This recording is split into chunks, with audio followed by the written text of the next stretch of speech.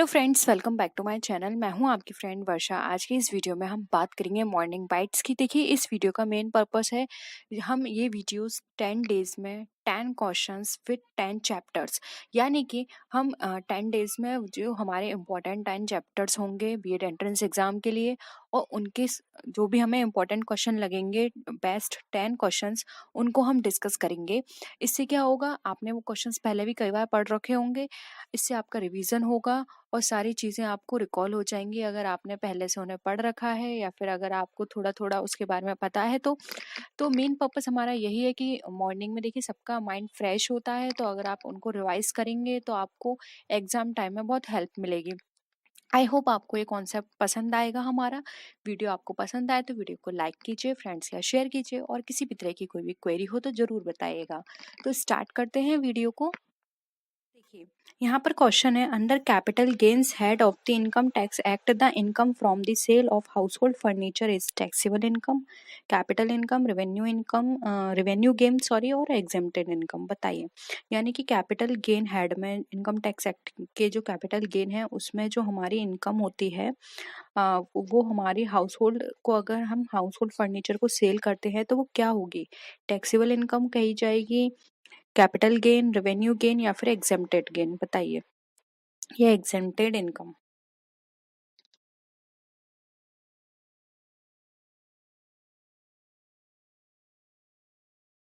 देखिए, अगर हम बात करें इनकम टैक्स एक्ट की, तो अगर उसके अकॉर्डिंग हम कैपिटल गेन के प्रोसीजर को फॉलो करें, तो वहाँ पर ये कहा गया है कि अगर हम हाउस होल्ड फर्नीचर को सेल करते हैं तो वो हमारी एग्जेम्प्टेड इनकम का पार्ट होता है। इसलिए यहाँ पे ऑप्शन डी जो है वो एग्जेम्प्टेड इनकम हमारा राइट आंसर हो जाएगा। ठीक है, आई होप सबका आंसर क्लियर था।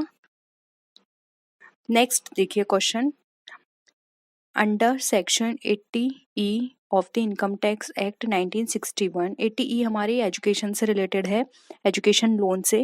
देखिए, respect of payment of interest on the loan taken for higher education shall be allowed up to 10,000, 15, 20 या विदाउट एनी लिमिट। यानी कि 80E के अंदर जब हमारा हम लोन लेते हैं हायर एजुकेशन के लिए, तो उसमें जो इंटरेस्ट है वो हमारी, उसकी लिमिट कितनी है, 10,000 तक हमारे लिए फ्री है, और 15,000 तक, 20,000 तक, या फिर हमारे लिए विदाउट एनी लिमिट। बताइए,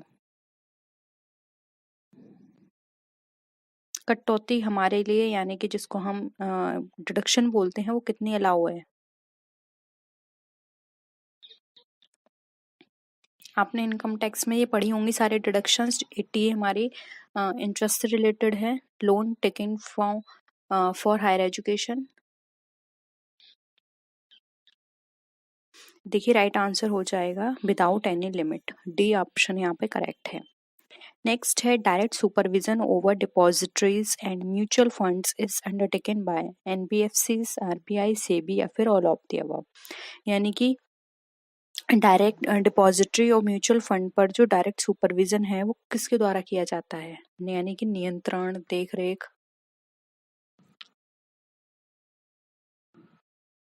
बताइए, क्या लगता है आपको इसका आंसर।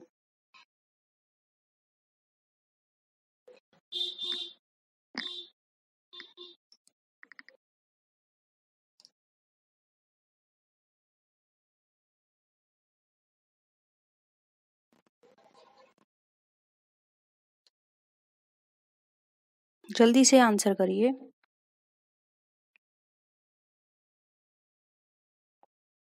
देखिए, यहाँ पे म्यूचुअल फंड की बात की जा रही है, तो ये याद रखिए, म्यूचुअल फंड और डिपॉजिटरीज की बात होती है तो वहाँ पे सेबी का नाम आता है। ऑप्शन सी यहाँ पे हमारा क्या हो जाएगा, करेक्ट हो जाएगा। नेक्स्ट क्वेश्चन देखिए, in the call notice money market which of the following participants is allowed of to trade, all banks, primary dealers and mutual funds, all corporates, only commercial banks, या फिर all of the above.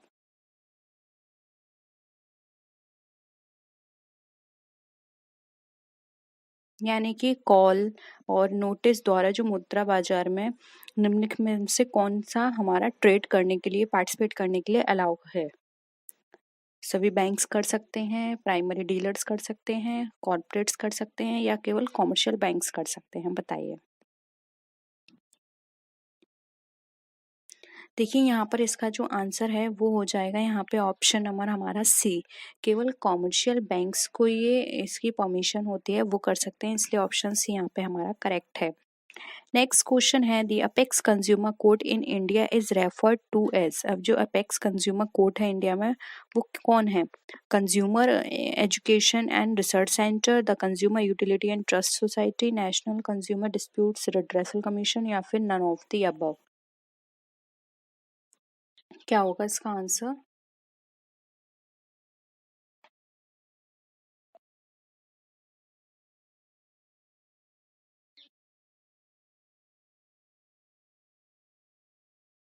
देखिए consumer court की apex body की बात करें तो वो हमारा national consumer dispute redressal commission होता है।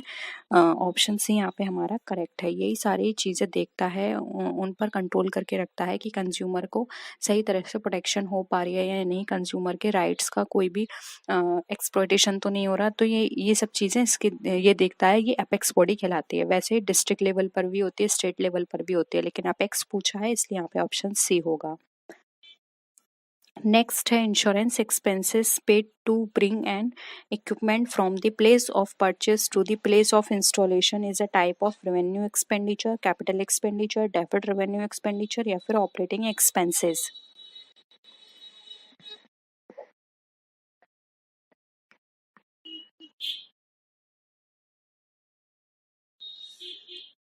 बताइए क्या होगा आंसर?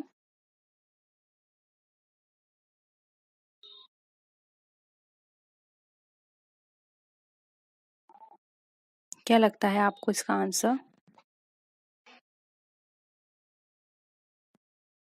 देखिए यहाँ पर अगर हम बात करें इसके आंसर की तो इसका जो हमारा राइट आंसर है वो हो जाएगा ऑप्शन नंबर कौन सा?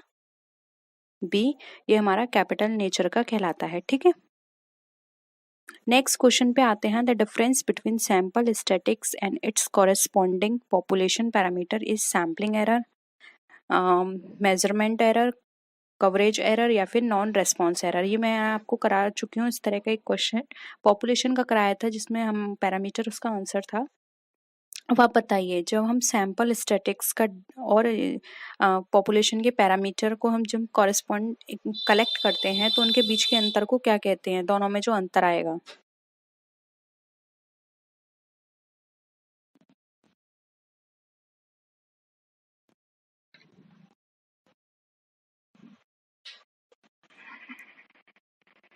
देखिए राइट आंसर हो जाएगा ए, सैम्पलिंग एरर। बिल्कुल सही है, क्योंकि देखिए यहाँ पर हम सैंपल स्टैटिक्स की बात कर रहे हैं तो ये अ, एक स्मॉल लेवल पे बात की जा रही है, और पॉपुलेशन पैरामीटर एक लार्ज लेवल पे होता है। तो दोनों में क्या है, सैंपल एरर है, क्योंकि इसका सैंपल बहुत कम होगा और इसका सैंपल ओवरऑल बहुत ज़्यादा होगा हमारे पॉपुलेशन का, इसलिए सैम्पलिंग एरर ये कह अंतर जो होगा सैम्पलिंग एरर कहलाएगा। ऑप्शन ए हमारा करेक्ट है। नेक्स्ट है the general pattern of behaviour shared beliefs and values that members have in common is known as. यानी कि किसी के भी बिहेवियर में का जो भी जनरल पैटर्न है की बात करें, बिलीफ की बात करें, उसकी प्राइस की बात करें या वैल्यू की बात करें, तो वो जो दो सदस्यों में जो समान होता है उसको हम क्या बोलते हैं? Organisational climate, organisational culture, organisational effectiveness, या फिर ऑर्गेनाइजेशनल मैट्रिक्स।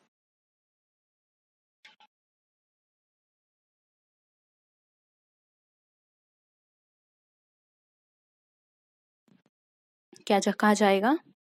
यस, ये कहा जाएगा हमारा ऑर्गेनाइजेशनल कल्चर। ठीक है, नेक्स्ट है which of the following is not a principle of management according to Henri Fayol. अब इसमें से कौन सा आपको लगता है कि हेनरी फ्यूल के जो 14 प्रिंसिपल्स हैं उसमें ये कवर नहीं होता है? बताइए। आपने 14 प्रिंसिपल्स पढ़े होंगे हेनरी फ्यूल के। बहुत ही सिंपल क्वेश्चन दिया है ये, अगर इस तरह के क्वेश्चंस आते हैं तो आप इजिली आपको करना पड़ेगा। अगर नहीं आते हैं आपको 14 प्रिंसिपल्स तो पढ़ लीजिए, क्योंकि इससे ज़्यादा इजी क्वेश्चन नहीं हो सकता, बहुत इजी क्वेश्चन है ये।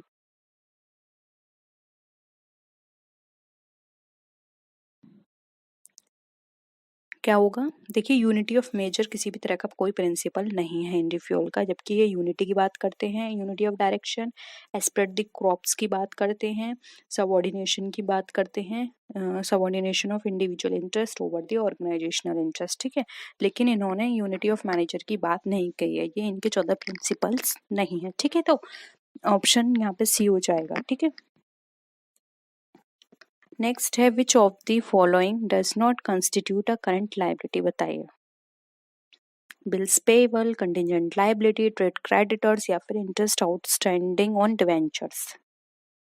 कौन सा हमारा करंट लायबिलिटी नहीं है?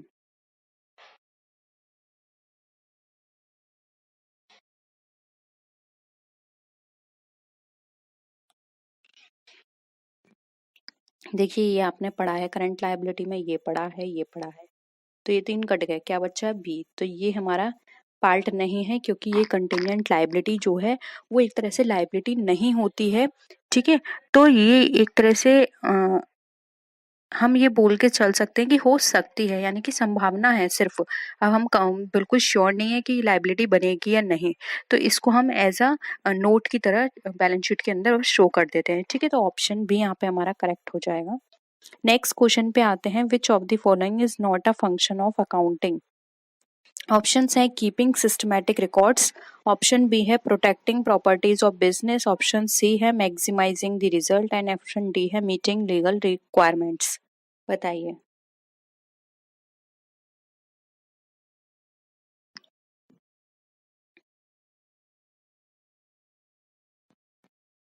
नॉट पूछा है आपसे, देखिए यहाँ पे सी हो जाएगा। मैक्सिमाइजिंग रिजल्ट ये इनका काम नहीं होता है। मैक्सिमाइजिंग रिजल्ट तो ओवरऑल कंपनी पे डिपेंड करता है, ये अकाउंटिंग का पार्ट नहीं है। मैक्सिमाइजिंग रिजल्ट करना प्रोडक्शन का पार्ट है। इनका काम होता है रिकॉर्ड्स को रखना, उनको प्रोटेक्ट करके रखना, और जो भी लीगल रिक्वायरमेंट्स हैं उनके अकॉर्डिंग काम करना, ठीक है। तो ऑप्शन सी यहाँ पे करेक्ट था। नेक्स्ट है, goods withdrawn by the proprietor from business for its personal use will be credited to. बताइए।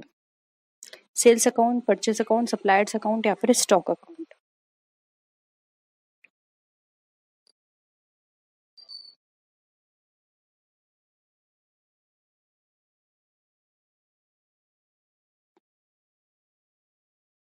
देखिए, क्रेडिट की बात पूछिए तो डी हो जाएगा, स्टॉक अकाउंट, क्योंकि हम ये एज्यूम करके चलते हैं कि उसने जो भी वहां से विड्रॉल किया है वो उन्होंने एज अ रॉ मटेरियल लिया है, क्योंकि यहाँ पे कुछ भी चीज ऐसी मेंशन नहीं कही है कि परचेज, और वो परचेज सेल्स सप्लायर्स ये हो भी नहीं सकता।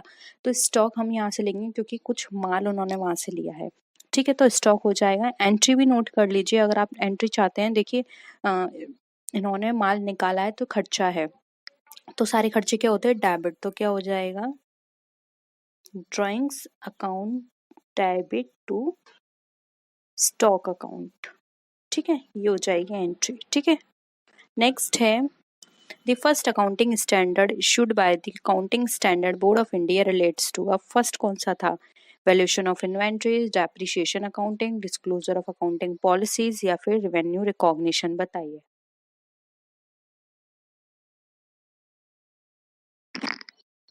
फर्स्ट की बात की गई है यहाँ पर।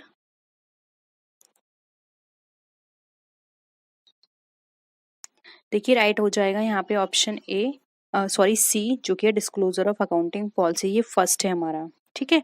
और इन्वेंट्री, डेप्रिसिएशन, रेवेन्यू रिकॉग्निशन, आप बताइए। रेवेन्यू रिकॉग्निशन हमारा 9 है, इन्वेंट्री हमारा 2 है, डेप्रिसिएशन बताइए आप, ठीक है। तो ये है हमारा यहाँ पे फर्स्ट, इसका आंसर सी फर्स्ट हमारा बताया गया था, disclosure of accounting policies. Next question देखिए, accounting in modern age is regarded as the art of recording, classifying and summarizing the business transactions in monetary units. Second है हमारा the language of business. Third है the source of business information and D है हमारा all of the above. अगर हम modern age में बात करें तो अकाउंटिंग हमें क्या बताता है, या उसका मीनिंग क्या निकाल सकते हैं हम?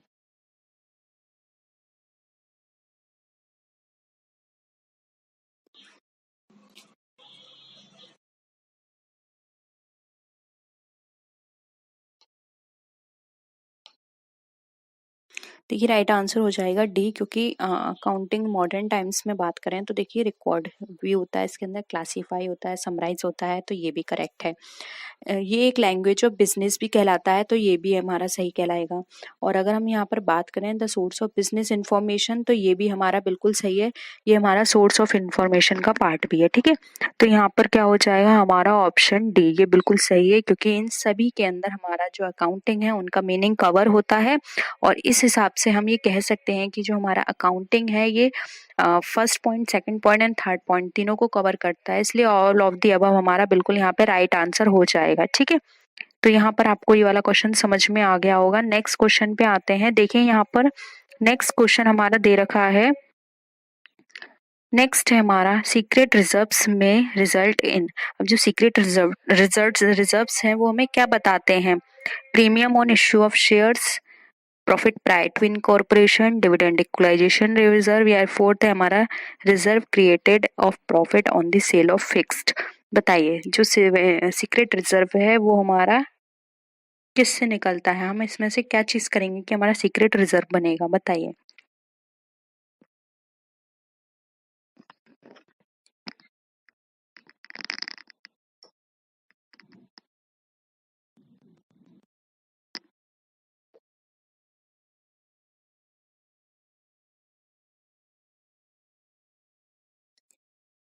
देखिए यहाँ पे सी हमारा राइट आंसर हो जाए डिविडेंड इक्वलाइजेशन रिजर्व।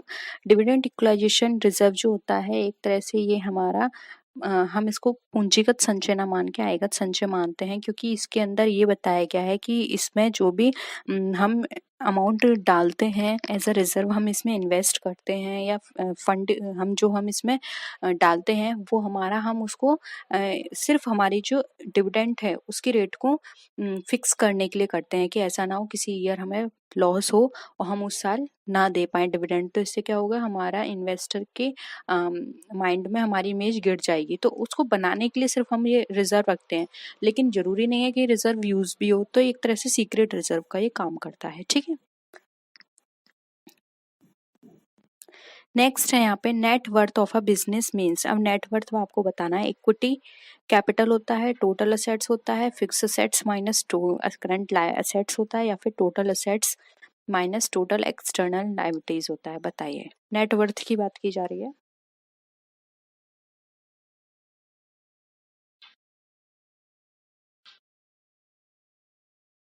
क्या होगा? देखिए डी यहाँ पे राइट आंसर हो जाएगा, total assets minus total external liabilities. ठीक है,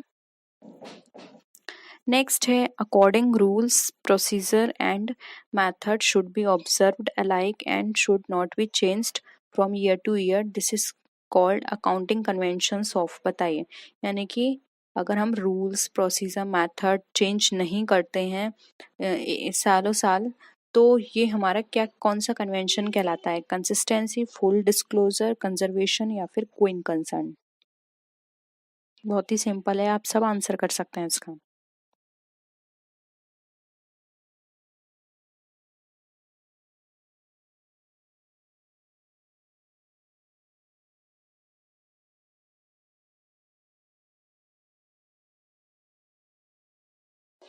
क्या हो जाएगा?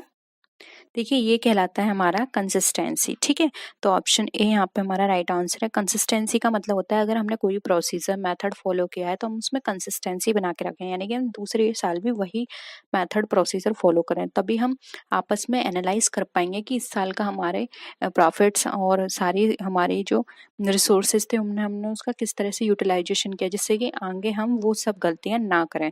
अगर हम हर बार प्रोसीजर फॉलो करेंगे तो वो वहां पर उनका कंपैरिजन करना बेकार है। ठीक है, नेक्स्ट है the need for showing contingent liability in the balance sheet arises out of the convention of. बताइए, यानी कि जो हमारी जो बैलेंस शीट है वो सॉरी हाँ बैलेंस शीट है उसमें अगर कोई भी हम कंटिजेंट लायबिलिटी शो करते हैं तो ये हमारा क्या दिखाता है? कंसिस्टेंसी, मटेरियलिटी, डिस्क्लोजर, या फिर कंजर्वेटिज्म। बहुत ही सिंपल है ये भी।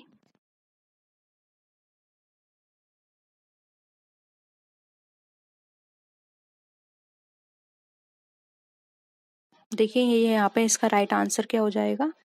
सी, डिस्क्लोजर। ये हमारे डिस्क्लोजर को शो करता है, यानी कि जो भी चीजें हैं वो यहाँ पर हमने क्या करी है, अच्छे से डिस्क्लोज करी है। ठीक है, नेक्स्ट है the entity concept of accounting is applicable to. अब जो एंटिटी कॉन्सेप्ट है वो हमारा क्या यहाँ पर बताता है, ठीक है, वो हमें यहाँ पर बताना है। एंटिटी कॉन्सेप्ट बताइए, sole proprietorship concern, partnership firm, joint stock company या फिर ऑल ऑफ द अबव। बताइए क्या लगता है इसका आंसर आपको। एंटिटी कॉन्सेप्ट की देखिए यहाँ पर हम बात करें तो जो हमारी एंटिटी कॉन्सेप्ट है वो हमारे यहाँ पर बताती है जॉइंट स्टॉक कंपनी, क्योंकि यहाँ पर बोलता है सेपरेट एंटिटी होती है। ठीक है, तो यहाँ पर ऑप्शन सी हमारा राइट आंसर हो जाएगा।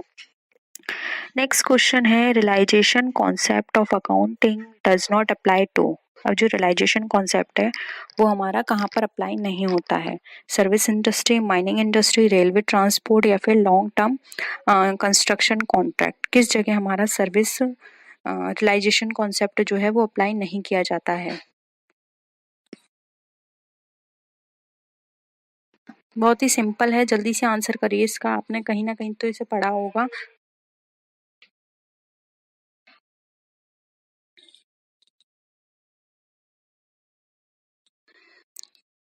देखिए जो रियलाइजेशन प्रिंसिपल ऑफ अकाउंटिंग है ये हमारा कहाँ पे फॉलो नहीं होता, ये हमारा लॉन्ग टर्म जो कंस्ट्रक्शन कॉन्ट्रैक्ट्स होते हैं वो यहाँ पर फॉलो नहीं किया जाता है, इसलिए यहाँ पे ऑप्शन डी जो है वो हमारा राइट आंसर हो जाएगा। अब नेक्स्ट क्वेश्चन देखिए, जो डबल अकाउंट सिस्टम है वो हमारा कहाँ एप्लीकेबल होता है, consumer industries, chemical industries, public enterprises या फिर पब्लिक यूटिलिटी कंसर्न में, कहाँ पर वो फॉलो नहीं किया जाता है।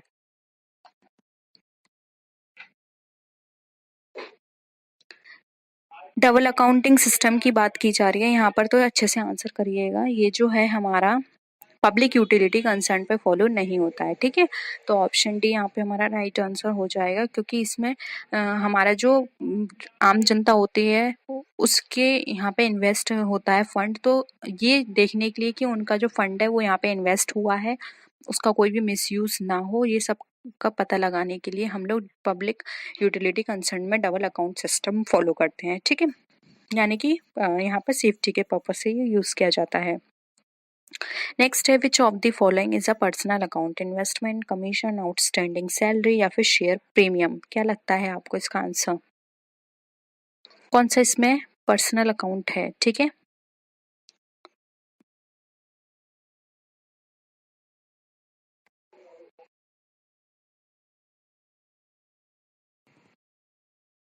राइट आंसर हो जाएगा सी, आउटस्टैंडिंग सैलरी। देखिए पर्सनल अकाउंट जो होते हैं हमारे तीन पार्ट में डिवाइड होते हैं, एक होते हैं आर्टिफिशियल पर्सन, एक होते हैं रिप्रेजेंटेटिव पर्सन और एक होते हैं नेचुरल पर्सन। तो नेचुरल पर्सन में तो हमारे जैसे कि राम अकाउंट, श्याम अकाउंट ये आ जाते हैं। प्रतिनिधित्व या रिप्रेजेंटेटिव पर्सनल अकाउंट होते हैं हमारे, जैसे कि कोई भी आपने कंपनी का नाम ले लिया, जैसे कि XYZ कंपनी, ये हमारा क्या हो गया पर्सनल अकाउंट।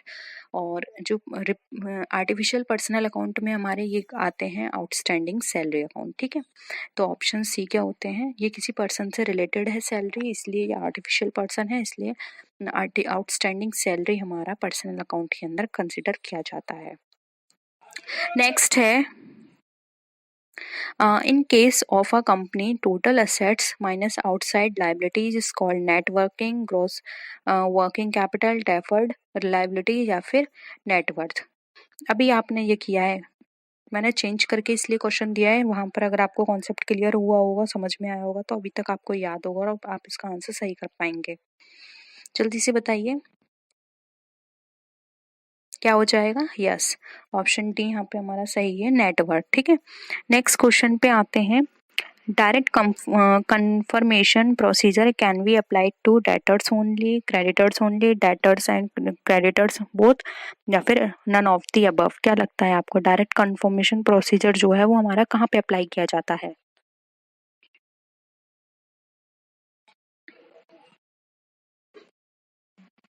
देखिए डायरेक्ट कंफर्मेशन जो प्रोसीजर है वो हमारा डेटर्स और क्रेडिटर्स दोनों पे अप्लाई किया जाता है, इसलिए यहाँ पे ऑप्शन सी यहाँ पे हमारा क्या हो जाएगा, करेक्ट हो जाएगा। नेक्स्ट क्वेश्चन देखिए, which of the following is a personal account.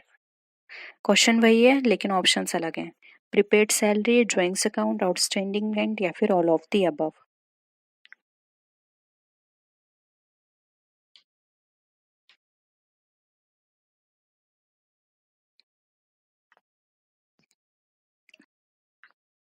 बहुत ईजिली आंसर कर सकते हैं। देखिए ऑप्शन डी यहाँ पे करेक्ट होगा, ऑल ऑफ दी अबव। क्यों? क्योंकि प्रिपेयर्ड सैलरी भी पर्सन से रिलेटेड है, ड्राइंग भी किसी पर्सन से रिलेटेड है, एंड आउटस्टैंडिंग रेंट भी। ये तीनों एक पर्सन की बारे में बता रहे हैं, यानी कि ये किस में आएंगे? आर्टिफिशियल पर्सन में। इसलिए ऑप्शन डी यहाँ पे ऑल ऑफ दी अबव हमारा राइट आंसर हो जाएगा।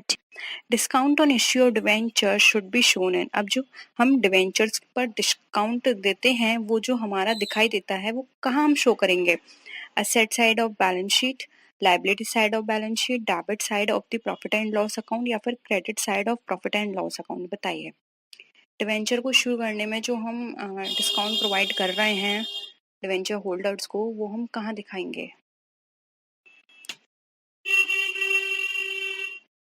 जल्दी आंसर करिए, किसी को कोई आइडिया है इसके बारे में? देखिए अगर हम बात करें तो ये इसका जो राइट आंसर हो जाएगा वो होगा यहाँ पे option number A, asset side of the balance sheet. अब लेकिन इसको असेट मत समझिएगा, ये हमारा कैपिटल लॉस है, क्योंकि डिस्काउंट हम दे रहे हैं तो ये हमारे लिए लॉस हो गया, क्योंकि डिवेंचर्स हमारी कैपिटल से गए हैं, तो ये हमारे लिए कैपिटल लॉस है। तो इसको हम असेट साइड में फिक्टिशियस एक्सपेंडिचर करके दिखाएंगे जब तक ये पूरा राइट ऑफ नहीं हो जाता तब तक।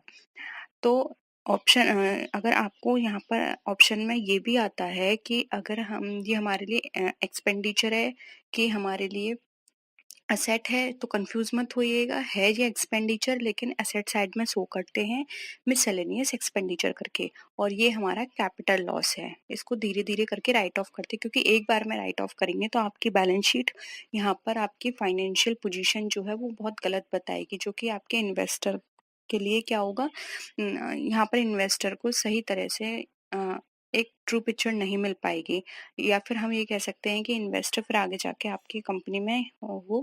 इन case of foreign trade the bill of lading relates to. अब फॉरेन ट्रेड की यहाँ पर हम बात करें तो उस केस में जो बिल ऑफ लेडिंग है वो हमारा किससे रिलेटेड होता है? The insurance of goods in transit, the processing of goods, the transit of goods, या फिर the auction of goods damaged in transit? बताइए।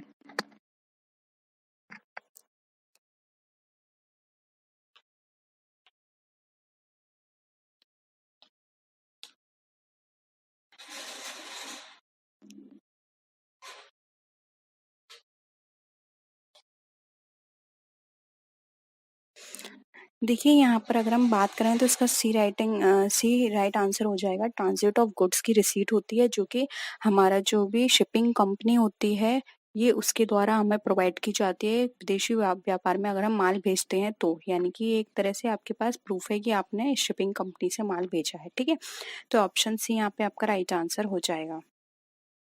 नेक्स्ट क्वेश्चन है, an importer can take delivery of goods by producing bill of sale, bill of loading, shipping order, या फिर mats receipt? बताइए।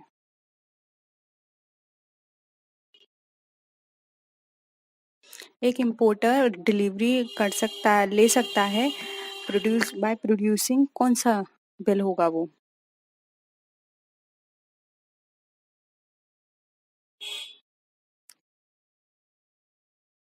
क्या हो जाएगा आंसर? Bill of loading. ठीक है, एक बिल ऑफ लोडिंग को देकर यहाँ पर एक जो आयात करता है या इंपोर्टर है वो माल की डिलीवरी ले सकता है। ठीक है, नेक्स्ट क्वेश्चन है, performance evaluation of a responsibility centre can be done by ROI, rate of return, EVA, या फिर ऑल ऑफ द अबव? बताइए।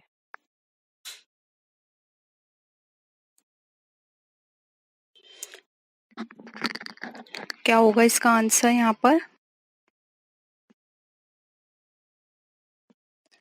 देखिए ऑल ऑफ दी अबव हो जाएगा, क्योंकि जब हम परफॉर्मेंस इवैल्यूएशन की बात करते हैं रिस्पांसिबिलिटी सेंटर में तो हम आरओआई यानी रेट ऑफ रिटर्न के थ्रू भी कर सकते हैं, रिटर्न ऑन सेल के थ्रू, या फिर ईवीए के थ्रू। और अगर आपको ईवीए नहीं पता है तो देखिए ईवीए की फुल फॉर्म होती है economic value added.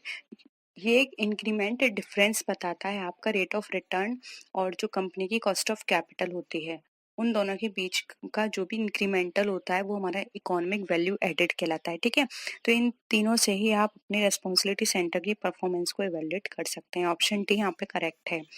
Next question है, सोशल बैलेंस शीट शोज। अब जो सोशल बैलेंस शीट है वो क्या शो करती है? Social cost, social revenues, value of employees of the organisation, या फिर ऑल ऑफ द अबव? बताइए।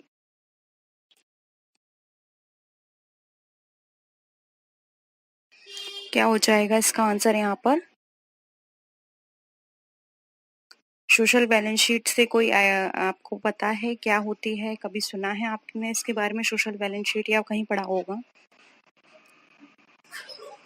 देखिए, सोशल बैलेंस शीट जो होती है, यहाँ पर आपको कोई सोशल कॉस्ट या रेवेन्यू नहीं बताती। ये आपको बताती है जो भी आपके एम्प्लॉय ऑर्गेनाइजेशन है, ऑर्गेनाइजेशन के जो भी एम्प्लॉयज हैं उनकी वैल्यूज को, ठीक है, यानी कि आपस में वो सोशली किस तरह से काम करते हैं वो।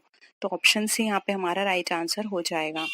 नेक्स्ट है, which of the following come under efficiency ratios. अब इसमें से कौन सा हमारा एफिशिएंसी रेशो के अंदर आता है? Average collection period, inventory turnover ratio, fix set turnover ratio, या फिर ऑल ऑफ द अबव? बताइए। एफिशिएंसी रेशो आपने पढ़ा होगा, जिससे हम अपनी कंपनी की एफिशिएंसी निकालते हैं।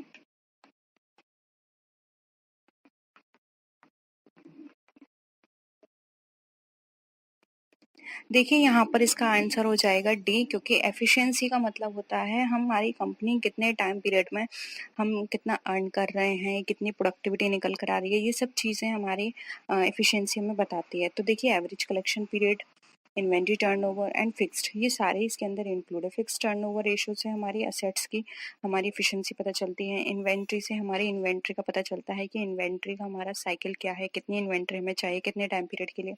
एवरेज कलेक्शन पीरियड से हमें पता चलता है कि हमारा जो कलेक्शन है किसी भी फंड का, वो कितने टाइम पीरियड में हो जाएगा, ठीक है। तो ऑप्शन डी यहाँ पे हमारा करेक्ट है। नेक्स्ट क्वेश्चन है, which one of the which one is not the item of economic cost to the business? बताइए, इसमें से कौन सा हमारा इकोनॉमिक कॉस्ट का नहीं है item? Owner supplied resources, market supplied resource है, इम्प्लिसिट कॉस्ट, या फिर non monetary opportunity cost of using owner supplied resources?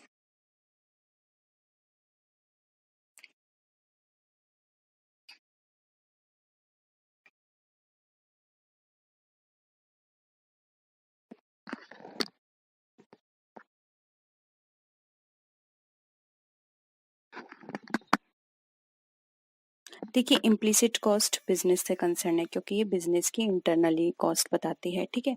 और नॉन मॉनेटरी अपॉर्चुनिटी कॉस्ट, ये भी बिजनेस से कंसर्न है, ये भी बिजनेस से कंसर्न है। सिर्फ मार्केट सप्लाइड ऐसी है जो कि बिजनेस से कंसर्न नहीं है, ठीक है। सॉरी, बिजनेस से कंसर्न है, ठीक है। तो यहाँ पे हमसे नॉट पूछा गया है, तो इकोनॉमिक कॉस्ट जो है वो हमारी इससे कंसर्न नहीं होती है। तो ऑप्शन डी बी यहाँ पे हमारा करेक्ट आंसर हो जाएगा, क्योंकि यहाँ पर आपसे ये पूछा गया था कि इसमें से कौन सी आर्थिक व्यवसाय की मद नहीं है, तो मार्केट नहीं है।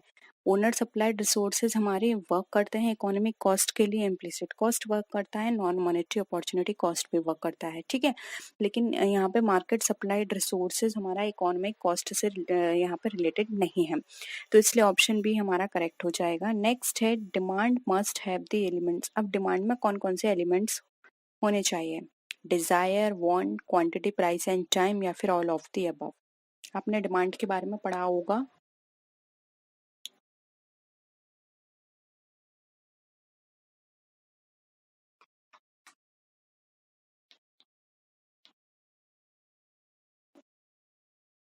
देखिए, अगर हम डिमांड की बात करते हैं तो डिमांड में ये सारे ही एलिमेंट होने चाहिए। एक क्वांटिटी होनी चाहिए पर्टिकुलर डिमांड के अंदर कि हमें कितनी क्वांटिटी में परचेस करना है। एक प्राइस होना चाहिए, एक टाइम होना चाहिए कब परचेस करना है, वांट होनी चाहिए। ऐसा नहीं है डिमांड में ये सारी चीजें आती हैं।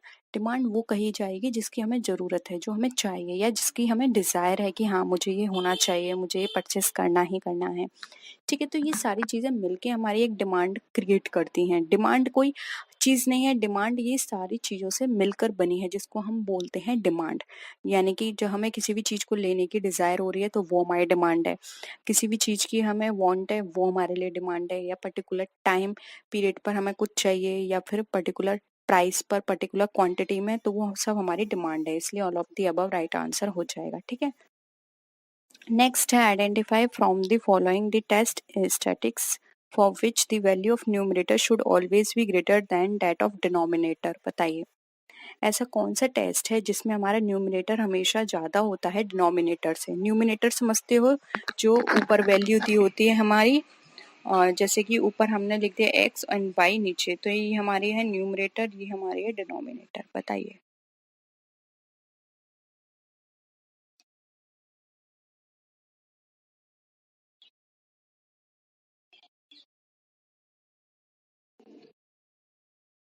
बताइए क्या होगा आंसर, क्या लगता है इसका आपको। देखिए राइट आंसर हो जाएगा एफ वैल्यू, जो कि ऑप्शन बी है। एफ वैल्यू में हमारी हमेशा numerator value greater than denominator होती है, ठीक है। नेक्स्ट है which of the following test can be based on the normal distribution. अब इसमें से कौन सा टेस्ट हमारा नॉर्मल डिस्ट्रीब्यूशन बेस्ड है। Difference between independent means, difference between dependent means, difference between proportions, या फिर ऑल ऑफ द अबव। आपने ये सारे टेस्ट पढ़े होंगे अपने स्टैटिक्स में।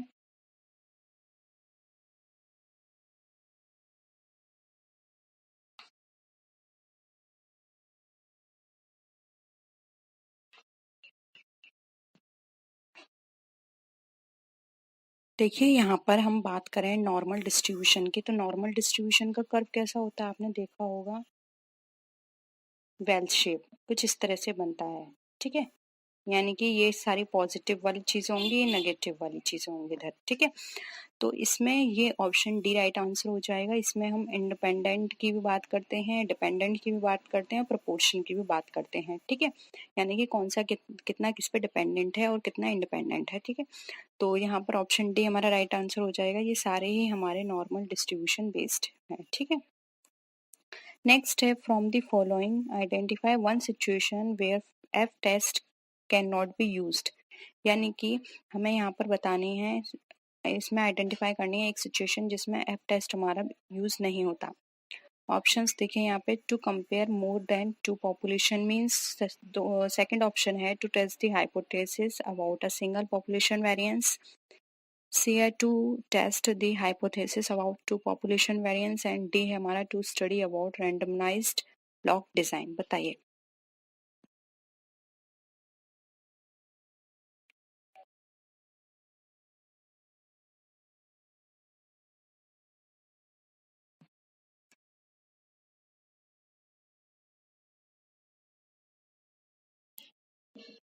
क्या हो जाएगा, ऑप्शन बी। इसमें हमारा एफ टेस्ट यूज नहीं होता है, यहाँ पर हम हाइपोथेसिस की बात कर रहे हैं सिंगल पॉपुलेशन वेरिएंस में, जबकि एफ टेस्ट हमारा हमेशा टू वेरिएबल्स को लेकर काम करता है, टू वेरिएंस को लेकर काम करता है, ठीक है।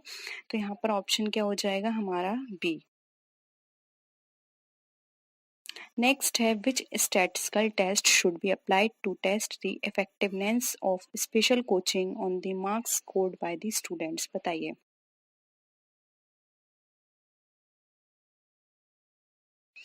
Pair T test, chi square test, Z test, या एफ टेस्ट।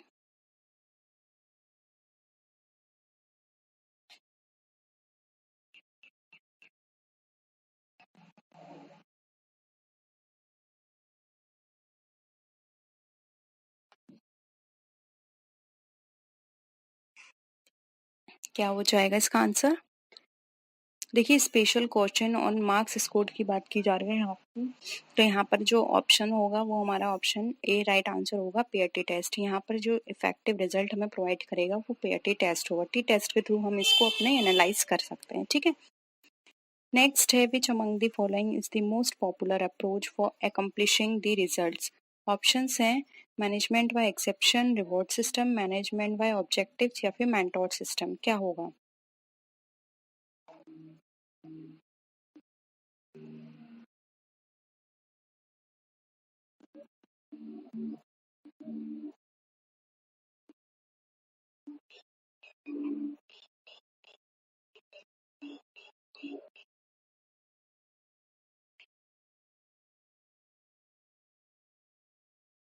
देखिए अगर हम रिजल्ट्स की बात करें, जो रिजल्ट्स को अचीव करने में जो सबसे ज़्यादा हेल्प करते हैं वो होते हैं मैनेजमेंट बाय ऑब्जेक्टिव्स।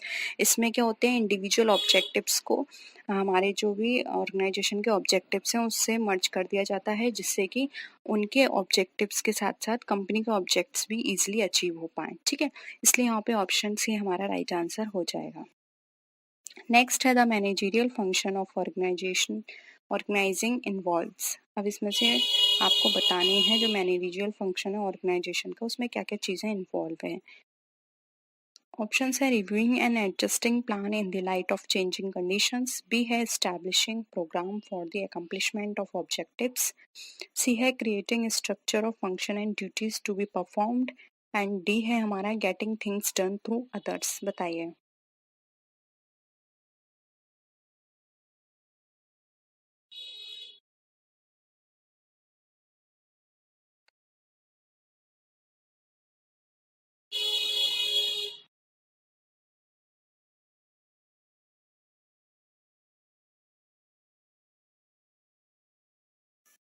क्या हो जाएगा?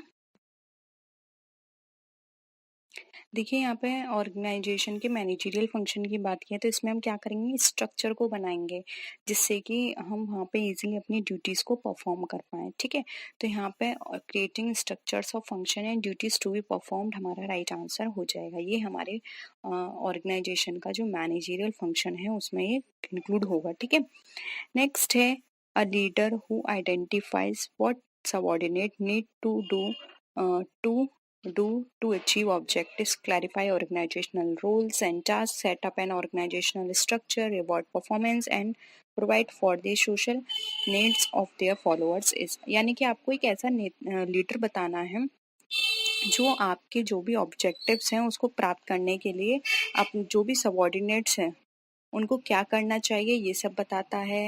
एक वहाँ पे ऑर्गेनाइजेशनल स्ट्रक्चर तैयार करता है। ठीक है, और रिवॉर्ड परफॉर्मेंस भी प्रोवाइड करता है आपको। ये सारी चीज़ें किस एक लीडर में होती हैं, ट्रांसफॉर्मेशनल लीडर में, पार्टिसिपेटिव में, ट्रांजैक्शनल या फिर ऑटोक्रेटिक।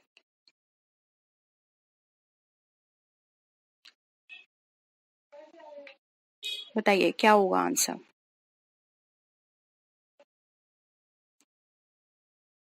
देखिए ऑटोक्रेटिक तो नहीं हो सकते क्योंकि ऑटोक्रेटिक सिर्फ आपको ऑर्डर देगा, वो आपके संग ये सारी चीज़ें इतने सारे आपकी हेल्प या हम ये बोल सकते हैं आपके साथ इतना कोऑपरेट नहीं करेगा। ठीक है, अब आपको इन तीन में से बताया, ट्रांसफॉर्मेशनल भी नहीं होगा। पार्टिसिपेटिव तो वो खुद पार्टिसिपेट करने करता है, लेकिन यहाँ पे तो पार्टिसिपेट की कोई बात ही नहीं की जा रही, इसलिए यहाँ पे ट्रांजेक्शनल हो जाएगा। ठीक है, ट्रांजेक्शनल उसको बोलते हैं हम। ठीक है, उस लीडर को। नेक्स्ट है which segmentation approach is most compatible with the spirit of the marketing concept, benefit sort, income, social class या family size।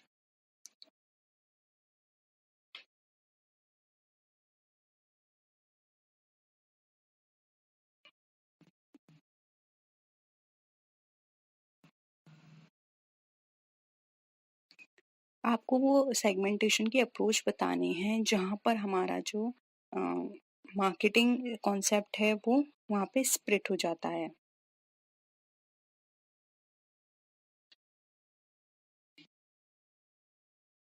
देखिए सेगमेंटेशन की बात करें तो बेनिफिट सॉर्ट के अकॉर्डिंग हो जाता है कि हमें कहाँ पर कितना बेनिफिट लेना है। ठीक है, उसके बेसिस पर हमारा स्प्लिट हो जाता है सेगमेंटेशन।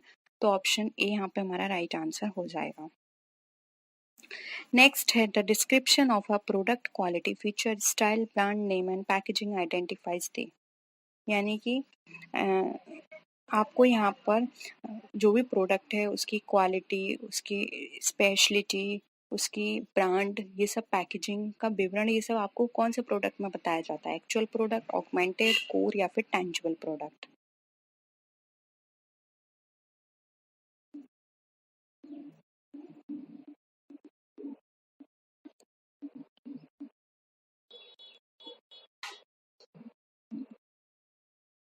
क्या हो जाएगा? देखिए ये सारी चीज़ें तो नॉर्मल हैं, हम किसी क्वालिटी की, फीचर की, स्टाइल, ब्रांड की बात कर रहे हैं तो ये स्टाइल कॉमन प्रोडक्ट की बात है ये तो। तो यहाँ पे एक्चुअल प्रोडक्ट हमारा राइट आंसर हो जाएगा। ऑगमेंटेड, कोर, टेंजिबल ये आपको पता होगा, नहीं पता है तो बता दीजिएगा, मैं हम लोग इवनिंग की क्लास में इस क्वेश्चन को डिस्कस कर लेंगे। ठीक है, नेक्स्ट आते हैं in India which pricing practices is not permissible. यानी कौन सी प्रैक्टिस इंडिया में परमिशिबल नहीं है, पेनिट्रेटिंग, प्राइसिंग, स्कीमिंग, प्रीडेटरी या फिर none of the above.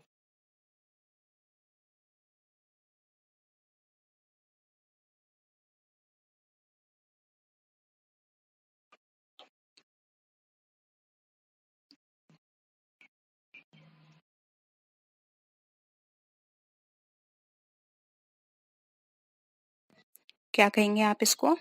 C, predatory pricing जो है वो इंडिया में नहीं है, ठीक है। नेक्स्ट है, which form of retail outlet has the highest operating cost? Supermarket, consumer cooperative store, department store या फिर रिटेल चेन स्टोर?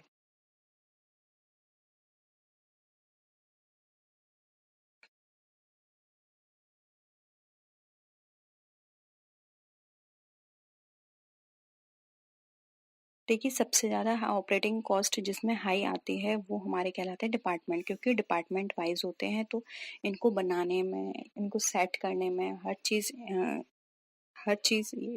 यहाँ पे सिस्टमेटिक करने में सबसे ज़्यादा फाइन की ज़रूरत होती है। हर चीज़ यहाँ पर बहुत अलग तरीके से सेट की जाती है, इसलिए और डिपार्टमेंट स्टोर में सबसे ज़्यादा ऑपरेटिंग कॉस्ट आती है। नेक्स्ट है, venture capital financing at starting stage is generally not done through debt instrument, deep discount bonds, equity shares या फिर कंडीशनल लोन्स? बताइए।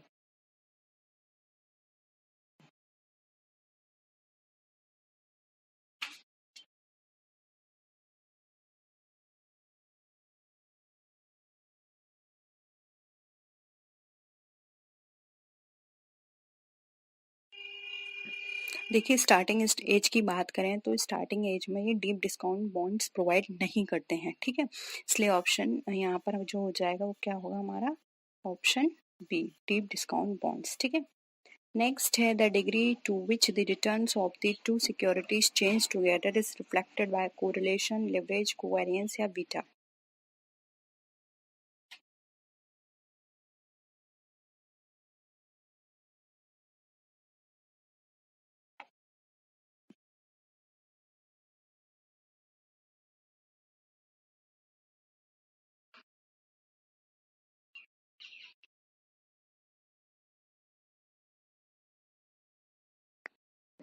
देखिए, जब हम एक डिग्री तक हम बात करते हैं कि वहाँ पे 2 सिक्योरिटीज़ चेंज होती हैं, तो उसको हम बोलते हैं कोवेरिएंस, ठीक है? तो ऑप्शन सी यहाँ पे हमारा क्या हो जाएगा? राइट आंसर हो जाएगा कोवेरिएंस। एक डिग्री तक यहाँ पे जो रिटर्न होता है 2 कोर सिक्योरिटीज़ का, वो यहाँ पे चेंज होता है एक साथ, ठीक है? नेक्स्ट है, transfer by a company of one or more of its business division to another newly set up company is called। यानी कि यहाँ पर हम बात कर रहे हैं कोई भी एक कंपनी जो है वो एक या एक से अधिक बिजनेस यूनिट के साथ क्या कर रही है, एक दूसरी कंपनी को स्टार्ट कर रही है। यानी कि एक कंपनी थी ए, बी, सी, इन तीनों ने मिलके एक नई कंपनी ओपन करी। अब आपको बताना है क्या कहलाता है, demerger, merger, equity carve out या फिर डिसइन्वेस्टमेंट?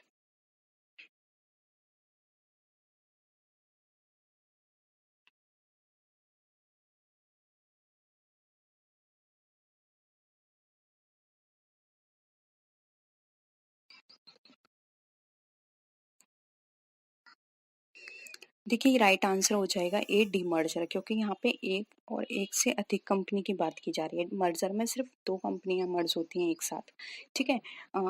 तो यहाँ पर ज़्यादा की बात की जा रही है तो उसे हम बोल देते हैं डीमर्जर। ऑप्शन ए करेक्ट है। नेक्स्ट है, which of the following principle serve as a warning to organisation not to take the selection and promotion process? Promotion principle, Drucker principle, validity principle या प्रेटा प्रिंसिपल? बताइए।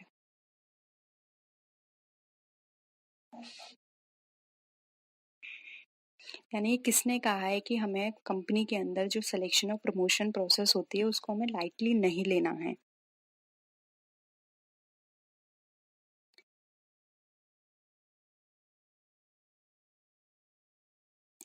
क्या हो जाएगा? D right answer. Peter ने कहा था कि ये जो हमारा सिलेक्शन होता है कंपनी के अंदर एम्प्लॉयज़ का और जो प्रमोशन होता है इसको हमें लाइटली नहीं लेना चाहिए, क्योंकि प्रमोशन से ही हमारी पूरी सेलिंग इफ़ेक्ट होती है। अगर हम सेल्स इफ़ेक्ट होती है, अगर हम प्रमोशन अच्छे से नहीं करेंगे तो हमारी सेल इतनी नहीं हो पाई। तो हमें सबसे ज़्यादा फोकस अपना सिलेक्शन पर और प्रमोशन पर करना चाहिए, ठीक है। नेक्स्ट है, technique of transaction analysis was developed by Elton Mayo, Peter Drucker, Eric Berne या फिर एडम स्मिथ?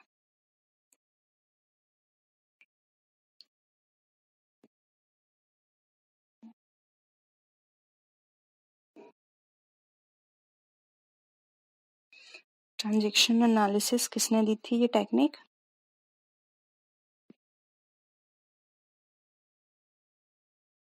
देखिए ये टेक्निक दी गई थी एरिक बर्न के द्वारा, तो ऑप्शन सी यहाँ पे क्या हो जाएगा, हमारा राइट आंसर हो जाएगा। ट्रांजैक्शनल एनालिसिस हमारे एरिक बर्न द्वारा दी गई है। नेक्स्ट क्वेश्चन है, which one of the following method is not a demand forecasting method of human resource planning?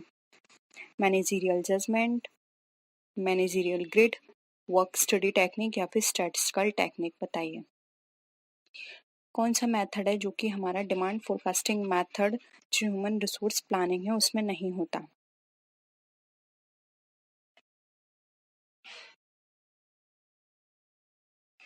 देखिए यहाँ पे मैनेजरियल ग्रिड जो है वो हमारा ह्यूमन रिसोर्स प्लानिंग से रिलेटेड बिल्कुल भी नहीं है, ये हमारा बिजनेस कंसर्न से रिलेटेड होते हैं। तो यहाँ पर जो हमारा राइट आंसर हो जाएगा वो हो जाएगा यहाँ पे ऑप्शन नंबर बी, जो कि हमारा मैनेजरियल ग्रिड। ठीक है, क्योंकि यहाँ पर हमारा बात की जा रही है ह्यूमन रिसोर्स प्लानिंग की, तो यहाँ पे मैनेजरियल जजमेंट आ सकता है, वर्क स्टडी टेक्निक्स आ सकते हैं, स्टैटिस्टिकल टेक्निक आ सकते हैं, जो कि हमारे ह्यूमन रिसोर्स प्लानिंग के अंतर्गत यूज होती हैं। लेकिन मैनेजरियल ग्रिड हमारे मैनेजरियल मैनेजमेंट का पार्ट है जो कि हमारे बिजनेस के अंदर यूज होता है। ठीक है, ना कि ह्यूमन रिसोर्स प्लानिंग के अंदर। ठीक है, तो ऑप्शन बी यहाँ पे हमारा राइट आंसर हो जाएगा। देखिए क्वेश्चन है हमारा, how many banks were nationalised in India in the year 1969, यानी कि यहाँ पर पूछा गया है आपसे 1969 के में इंडिया के अंदर कितने बैंकों को का राष्ट्रीयकरण किया गया था? 12 का, 29 का, 14 का या 6 का? ये पहला राष्ट्रीयकरण था जो एक साथ इतनी सारी बैंकों का हुआ था। देखिए राइट आंसर हो जाएगा सी 14। 14 बैंकों का राष्ट्रीयकरण किया गया था 1969 में। ठीक है, नेक्स्ट क्वेश्चन देखिए, imperial bank of India was nationalised in which year, यानी कि जो इंपीरियल बैंक ऑफ इंडिया है उसका राष्ट्रीयकरण किस साल हुआ? 1945, 1955, 1949 या 1965 में। ठीक है,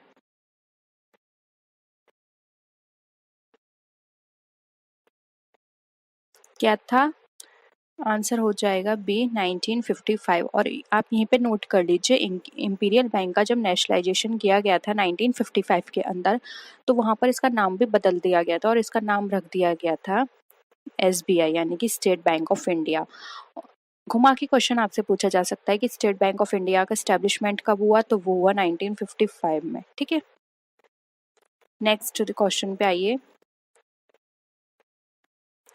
What was the State Bank of India called before it is created through SBI Act, यानी कि SBI एक्ट में आने से पहले या उसके थ्रू क्रिएट करने से पहले जो स्टेट बैंक थी उसको क्या कहा जाता था? Bank of Hindustan, bank of Madras, imperial bank of India या फिर इंपीरियल बैंक ऑफ कैलकाटा? अभी अभी मैंने आपको बताया।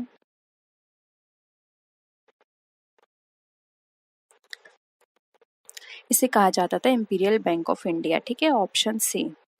नेक्स्ट क्वेश्चन पे आइए, अब इसमें क्वेश्चन में ये पूछा गया है कि ऐसे कौन से साल है जिसमें बैंकिंग रेगुलेशन एक्ट पास हुआ था? ठीक है, बताइए।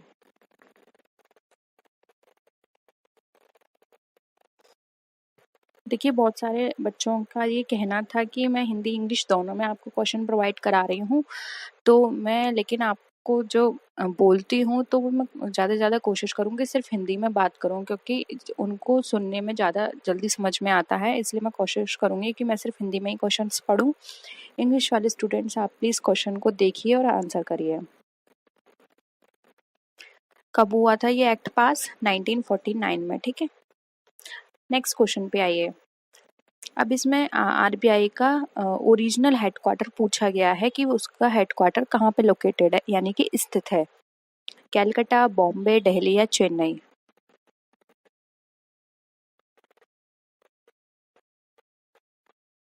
देखिए ओरिजिनल की बात की जा रही है कि पहले इसका मतलब ये है कि पहले कहाँ पे स्टैब्लिश हुआ था, तो ऑप्शन आ जाएगा ए कैलकाटा।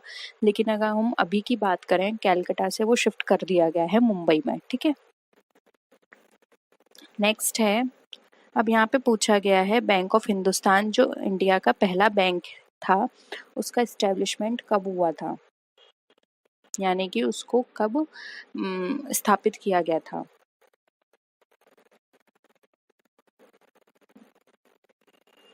ऑप्शन सी हो जाएगा यहाँ पे 1770 में। ठीक है, नेक्स्ट क्वेश्चन पे आइए, on which date was the Reserve Bank of India established, यानी कि किस डेट पर रिजर्व बैंक ऑफ इंडिया को स्थापित किया गया था।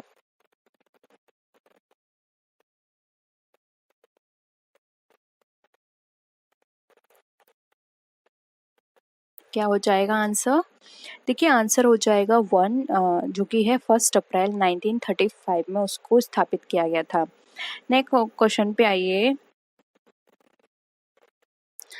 जो भारत में बचत बैंक खाता है उसको सबसे पहले कौन लेकर आया था, यानी किसने उसको स्थापित किया था।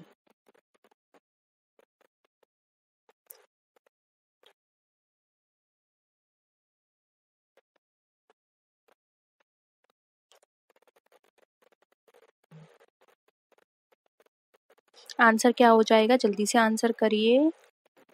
देखिए प्रेसिडेंसी बैंक जो है वो सबसे पहले इंडिया के अंदर जो बचत खाता है उसको लेकर आया था। नेक्स्ट क्वेश्चन पे आते हैं, जो सेकंड टाइम यानी कि दूसरी बार जब नेशनलाइजेशन हुआ था बैंकों का, यानी कि 6 बैंकों का, तो वो किससे कंडक्ट की गई थी, कब हुआ था वो? अभी हमने 1916-19 का पढ़ा था, जो कि फर्स्ट टाइम इतनी सारी बैंकों का हुआ था, 14 बैंकों का, उसके बाद 6 बैंकों का और हुआ था। ये किया गया था हमारा 1980 में, यानी कि ऑप्शन बी। नेक्स्ट देखिए, रिजर्व बैंक ऑफ इंडिया जो है वो स्टैब्लिश किया गया किस हम कह सकते हैं एक्ट के तहत।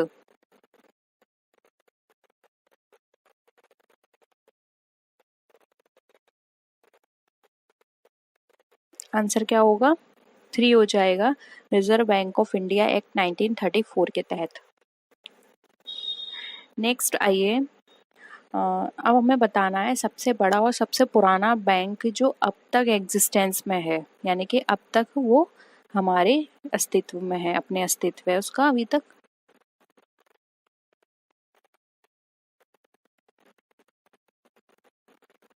देखिए सबसे पुराने और सबसे बड़े की बात करें तो वो है हमारा एसबीआई, यानी कि state bank of India. Commerce सबसे पहला कॉमर्शियल बैंक है और सबसे बड़ा कॉमर्शियल बैंक है ये। अब आपको बताना है पहला बैंक जो कि इंडिया में स्टैब्लिश हुआ था वो कौन सा था, यानी कि पहला बैंक जो इंडिया में आया था।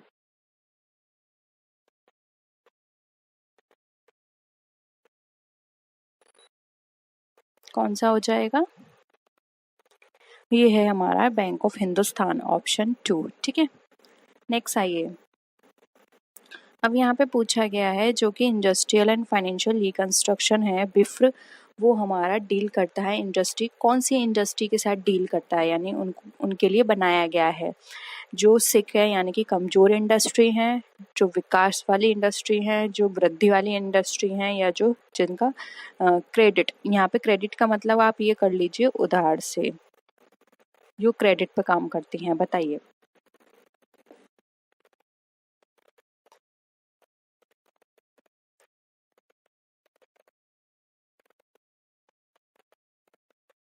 ऑप्शन ए हो जाएगा, जो बिफ्र है हमारा वो हमारा काम करता है कमजोर इंडस्ट्री के लिए, उनको ग्रोथ देने के लिए, उनको फंड प्रोवाइड करने के लिए, जिससे कि वो अपना जो ऑपरेशन है वो अच्छे से कर पाएं। ठीक है, नेक्स्ट क्वेश्चन पे देखिए,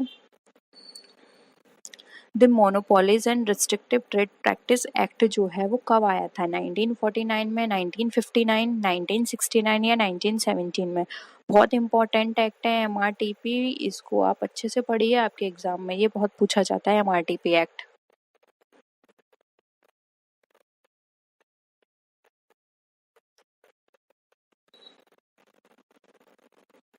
देखिए संसद में पारित होने के बाद ये सबसे पहले प्रभाव में आया था 1970 में। ठीक है, ऑप्शन डी हो जाएगा। नेक्स्ट क्वेश्चन पे आइए, विच of the following institution is provide SDR, यानी कि वो कौन सा यहाँ पे संस्था है जो एसडीआर यानी कि स्पेशल ड्राइंग राइट्स, जिसको हम पेपर गोल्ड भी बोलते हैं, वो प्रोवाइड करती है।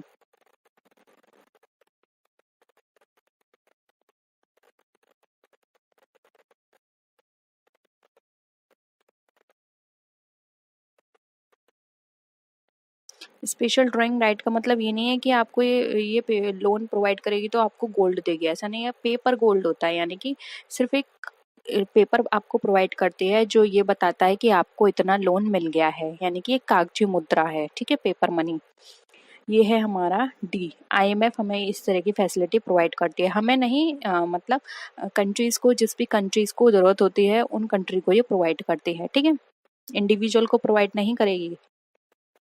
नेक्स्ट देखिए, एमआरटीपी एक्ट हमारा किससे रिलेटेड है? सिर्फ ये प्रोटेक्शन देता है जो भी हमारे इन्वेस्टर होते हैं, फॉरेन एक्सचेंज को रेगुलेट करने का, यानी कि उसको सही तरह से काम करवाने का कार्य करता है। जो हमारे कैपिटल इशू होती है उसको नियंत्रण करता है, या फिर जो मोनोपोलीज होती हैं मार्केट के अंदर उनको कंट्रोल करता है। और जो अनफेयर ट्रेड प्रैक्टिसेस हैं, जैसे कि वो आपको बैड क्वालिटी का प्रोवाइड कर रहे हैं, कोई भी एमआरटीपी एक तरह से, ये कौन सी आपको लगता है कि किस बेसिस पे ये काम कर रहा है? इसका देखिए नाम है monopolies and restrictive trade practices. अब आप इजीली बता सकते हैं कि ये किस बेसिस पे काम करता है।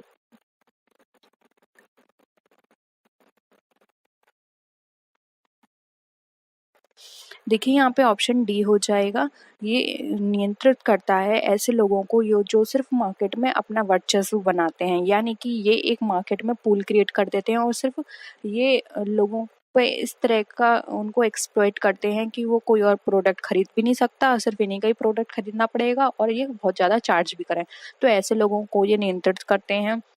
और साथ ही ये ऐसे लोगों को भी नियंत्रित करते हैं जो मार्केट में अच्छी क्वालिटी का प्रोडक्ट ना प्रोवाइड करा के उन्हें ज़्यादा चार्ज भी करते हैं, यानी कि उन्हें अच्छी क्वालिटी भी नहीं देते और प्राइस भी बहुत ज़्यादा चार्ज करते हैं। तो ऐसे जो मार्केट में हम बात करें बिजनेसमैन होते हैं, उन लोगों को ये कंट्रोल करने की पावर होती है इसके हाथ में, ये ऐसे लोगों के ऊपर काम करता है, ठीक है। नेक्स्ट देखिए, एग्जिम बैंक वॉज सेटअप इन। अब जो एग्जिम बैंक है वो कब सेटअप किया गया था? 1971 में, 1982, 1985 या 1963? कब आया था एग्जिम बैंक? एग्जिम बैंक होता है एक्सपोर्ट इम्पोर्ट बैंक। जितने भी एक्सपोर्ट इम्पोर्ट होते हैं ये उनके लिए काम करता है, उनको फंड प्रोवाइड कराता है और कोई भी फैसिलिटी चाहिए होती है तो उनको वो फैसिलिटी प्रोवाइड कराता है। इसका इस्टेब्लिशमेंट देखिए हुआ था 1982 में। ऑप्शन बी यहाँ पे हमारा करेक्ट हो जाएगा।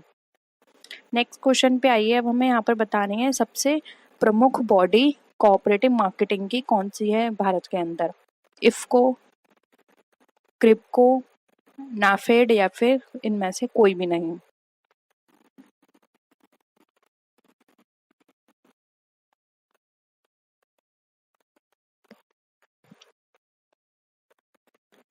देख लिए यहाँ पे कोऑपरेटिव मार्केटिंग की बात करें, वैसे तो अगर हम कोऑपरेटिव मार्केटिंग की बात करें तो एपेक्स बॉडी हमने पहले भी बात करी थी कि नेशनल अथॉरिटी होती है, नेशनल इंस्टीट्यूशंस होते हैं। लेकिन यहाँ ऑप्शंस के अकॉर्डिंग बात करें तो नाफेड है सबसे इम्पोर्टेंट, सबसे हम एपेक्स और मुख्य बॉडी कह सकते हैं जो कि कोऑपरेटिव मार्केटिंग के ऊपर कार्य करती है, ठीक है।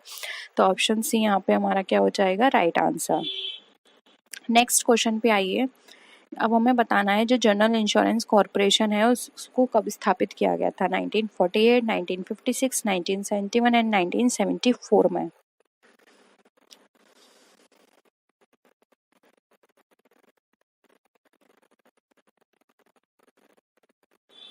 देखिए यहाँ पे जर्नल इंश्योरेंस की बात की जा रही है, तो इसकी जो स्थापना की गई थी 1971 में की गई थी। ऑप्शन सी है यहाँ पे हमारा करेक्ट।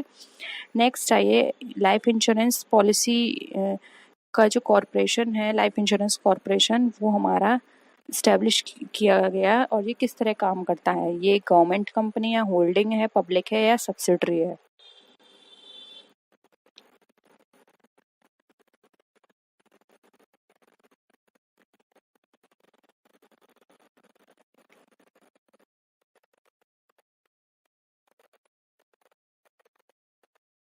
ऑप्शन क्या हो जाएगा? सी, ये पब्लिक कंपनी है और इसके इस्टेब्लिशमेंट की बात करें तो 1956 में इसका इस्टेब्लिशमेंट हुआ था, ठीक है। तो नोट कर लीजिए, हो सकता है इसका इस्टेब्लिशमेंट पीरियड भी आपसे पूछ लिया जाए।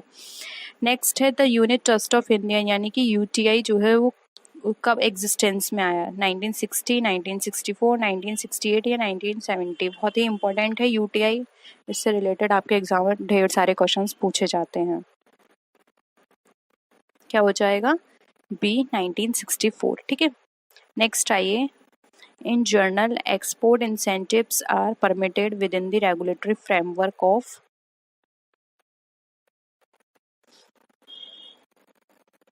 जो भी हमारे एक्सपोर्ट इंसेंटिव्स होते हैं वो किसके द्वारा परमिट किए जाते हैं।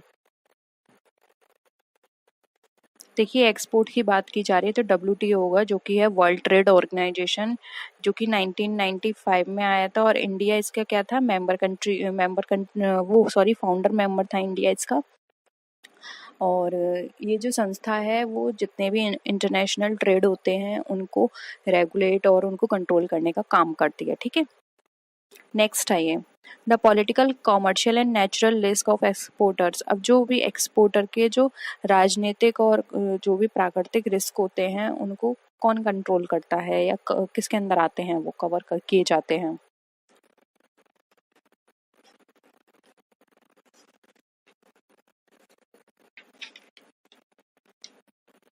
देखिए, नाम से ही यहाँ पता चल रहा है, ECGC यानी कि export credit and guarantee corporation. यहाँ पे क्या होता है, गारंटी मिल जाती है उन्हें, एक तरह से उनका जो भी माल है वो सिक्योर हो जाता है, तो उनको लॉस के यहाँ पे एक तरह से जो उनके लॉस होता है या लॉस के जो चांसेस होते हैं वो यहाँ कम हो जाते हैं, क्योंकि यहाँ से उनको फिर हेल्प मिलती है।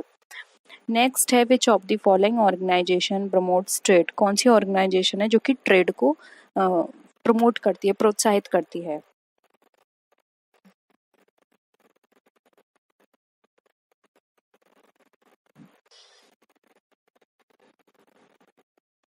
देखिए, यहाँ पर हम बात करें, ये सारी ही ट्रेड को प्रोत्साहित करेंगी तो डी हो जाएगा। यहाँ पे STC होता है हमारा, स्टेट ट्रेड कॉरपोरेशन। इसकी स्थापना हुई थी, नोट कर लीजिए, 18 मई 1956 में। ठीक है, इसका मेन काम होता है जो भी एक्सपोर्टर्स होते हैं उनको स्कोप देना, उनको उनका जो मार्केट है उसको बढ़ाना, और जो भी आवश्यकता है उनको जिस भी चीज़ की वो उनको इंपोर्ट करवाना। ठीक है, MMTC है, minerals and metals trading corporation. इसकी जो स्थापना हुई थी वो हुई थी 26 सितंबर 1963 में। ठीक है, और इसका जो काम होता है वो जो सीमित दायित्व वाली कंपनी होती हैं उनको समायोजित करने का इनका काम होता है, और इनका मुख्य उद्देश्य होता है जो भी एक्सपोर्टर्स होते हैं उनका डेवलपमेंट कराना, यानी कि ज़्यादा से ज़्यादा एक्सपोर्ट में को प्रोत्साहित करना।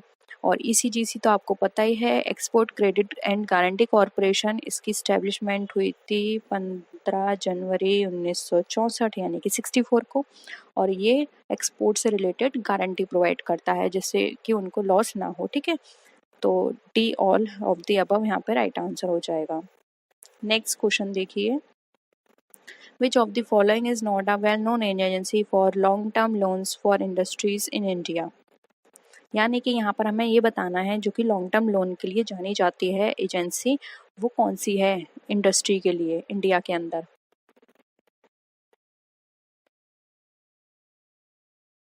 देखिए, यहाँ पे हाईलाइट हो रहा है इंडिया।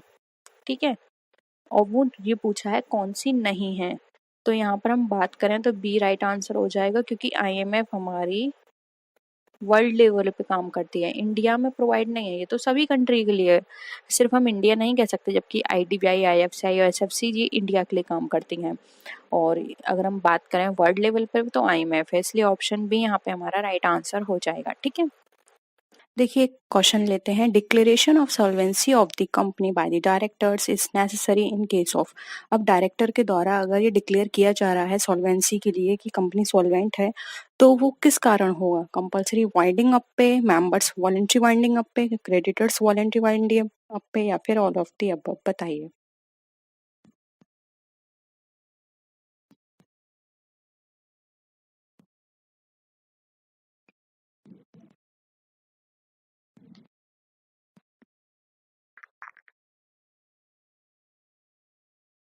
देखिए, ये ऑल ऑफ द अबव होगा इसका right answer. Compulsory winding up, member voluntary winding up, या क्रेडिट वॉलंटरी वाइंडिंग अप, कुछ भी हो सकता है। हर कंडीशन में ये एक डिक्लेरेशन देनी होगी डायरेक्टर को कि हमारी कंपनी ने सब जितने भी पे थे वो सब, जितने भी डेट या लाइबिलिटीज थी सब पे कर दी हैं, अब कंपनी के ऊपर कोई भी लाइबिलिटी नहीं है और अब कंपनी सॉल्वेंट है। ठीक है, तो यहाँ पर ये डिक्लेरेशन के बाद वो अपना वाइंडिंग अप कर सकती है, फिर वो वॉलेंटरी हो, कंपल्सरी हो या फिर किसी मेंबर का हो। ठीक है, तो यहाँ पे क्या हो जाएगा, ऑप्शन डी। नेक्स्ट है the minus of sorry the minutes of a meeting are sign by. अब जो मिनट्स होते हैं जो कि मीटिंग्स में लिए जाते हैं वो किसके द्वारा साइन किए जाएंगे, चेयरमैन, सेक्रेटरी, डायरेक्टर या मैनेजिंग डायरेक्टर।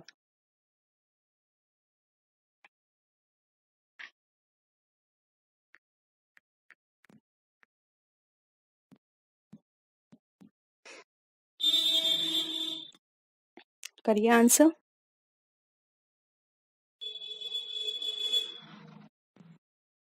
देखिए यहाँ इसका राइट आंसर हो जाएगा ए, चेयरमैन के द्वारा। ये चेयरमैन साइन करके देगा जो भी मिनट्स लिए जाएंगे मीटिंग के अंदर, जिससे क्या है वो जो भी मिनट्स होंगे वो यहाँ पर एक तरह से ऑथराइज होंगे कि हाँ ये ही डिस्कशन मीटिंग के अंदर हुआ था या ये पॉइंट डिस्कस किए गए थे। ठीक है, नेक्स्ट है the first auditor in a company limited by shares may be appointed by the directors. बताइए, जो फर्स्ट ऑडिटर है कंपनी का, कंपनी लिमिटेड बाय शेयर्स का, वो किसके द्वारा अपॉइंट किया जाएगा। सॉरी, अपॉइंट, क्वेश्चन ये है जो फर्स्ट ऑडिटर है कंपनी लिमिटेड बाय शेयर्स का वो अपॉइंट किया जाता है डायरेक्टर के द्वारा, तो वो टाइम पीरियड आपको बताना है। With in a year of its registration, before the statutory meeting, at the time of first annual general meeting या फिर at any time in consultation with the institute of chartered accountant of India. ठीक है,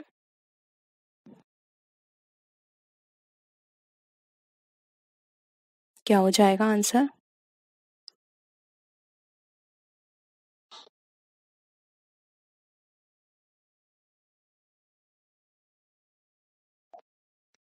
देखिए यहाँ पर आप ना ये सारे ही ऑप्शन गलत हैं, क्योंकि अगर इस तरह का जो अंशों द्वारा Shrimati limited by shares company होती है, उनके जो भी डायरेक्टर्स होते हैं वो फर्स्ट ऑडिटर की अपॉइंट जो है वो जो भी इनकी जर्नल मीटिंग होती है उसके 6 मंथ्स के अंदर कर देते हैं, जबकि 6 मंथ्स का यहाँ पर कोई भी वो नहीं दे रखा है ऑप्शन। तो आप लिख लीजिएगा कि 6 मंथ्स के अंदर हो जाना चाहिए। ठीक है, तो ये सारे ही ऑप्शंस हमारे क्या हो जाएंगे, गलत हो जाएंगे।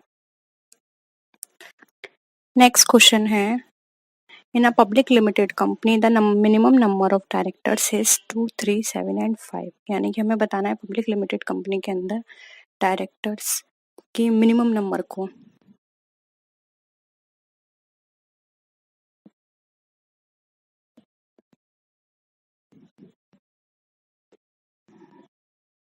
बताइए। देखिए अगर हम पब्लिक लिमिटेड कंपनी की बात करें तो कम से कम 3 डायरेक्टर्स होने चाहिए, और प्राइवेट कंपनी का नोट कर लीजिए, प्राइवेट कंपनी के अंदर 2 डायरेक्टर्स होने चाहिए कम से कम। ठीक है, नेक्स्ट है a person at any one time cannot be director of more than 1 company, 7 companies, 10 companies या 2 companies। यानी कि एक पर्सन एक समय में डायरेक्टर नहीं हो सकता किसी भी कंपनी में। कितने से ज्यादा, एक कंपनी में नहीं हो सकता, 7 कंपनी से ज्यादा डायरेक्टर नहीं बन सकता वो, 10 कंपनी के डायरेक्टर से ज्यादा नहीं है, 20 कंपनी के डायरेक्टर से ज्यादा नहीं।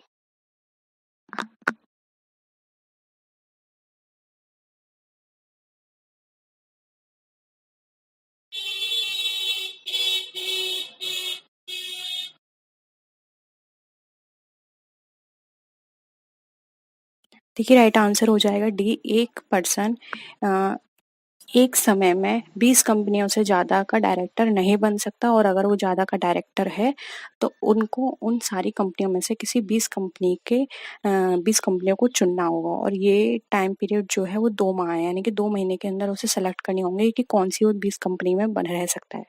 20 से ज़्यादा वो किसी भी कंपनी में एक टाइम पर नहीं रह सकता डायरेक्टर। ठीक है, नेक्स्ट है which section of the Companies Amendment Act 1988 provides for the punishment for failure to maintain the register of director shareholding। यानी कि आपको ये बताना है कौन सी धारा के अंतर्गत जो डायरेक्टर है उसकी जो शेयर होल्डिंग्स है वो उसको रजिस्टर, शेयर होल्डिंग का जो रजिस्टर है उसको बनाए रखने का में अगर वो विफल होता है या फेल होता है तो किस में उसको पनिशमेंट मिलेगा।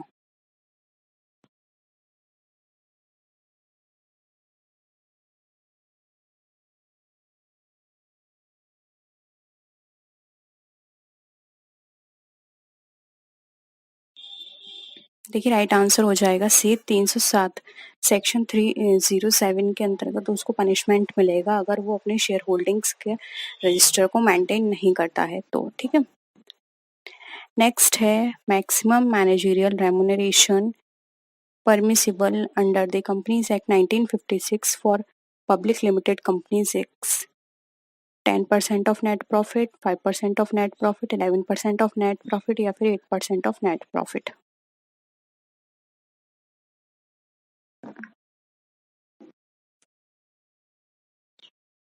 बताइए।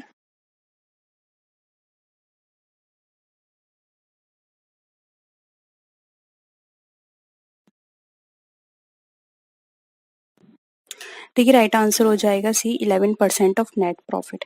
मैक्सिमम मैनेजरियल रेमुनरेशन है वो नेट प्रॉफिट का 11% उसका होगा। ठीक है, मैक्सिमम, इससे ज़्यादा नहीं हो सकता।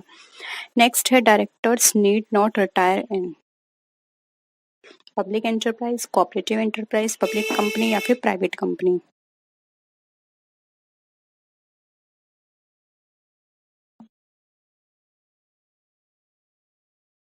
देखिए अगर हम बात करें यहाँ पर डायरेक्टर की रिटायरमेंट की तो प्राइवेट कंपनी के अंदर उसको रिटायर होना वहाँ पे ज़रूरी नहीं है। ठीक है, आवश्यक नहीं है। बाकी में उसका एक पर्टिकुलर टाइम के बाद उसको रिटायर होना होगा।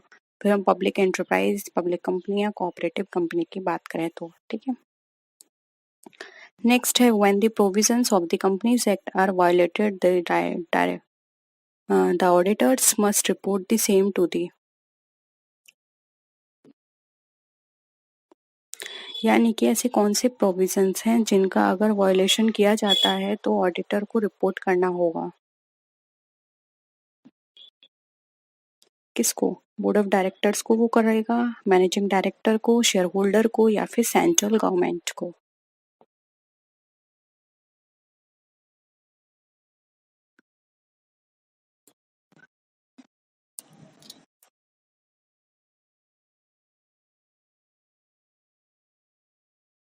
देखिए जब कभी भी कंपनीज एक्ट के अकॉर्डिंग अगर कोई भी वायलेशन किया जाता है तो एक ऑडिटर को इसकी रिपोर्ट बोर्ड ऑफ डायरेक्टर्स को देनी होगी, ये उसकी ड्यूटी है। ठीक है, तो ऑप्शन ए यहाँ पे राइट आंसर हो जाएगा। नेक्स्ट है casual vacancy of a director is filled by the following board of director, central government, share holders in general meeting या फिर रजिस्ट्रार ऑफ कंपनीज।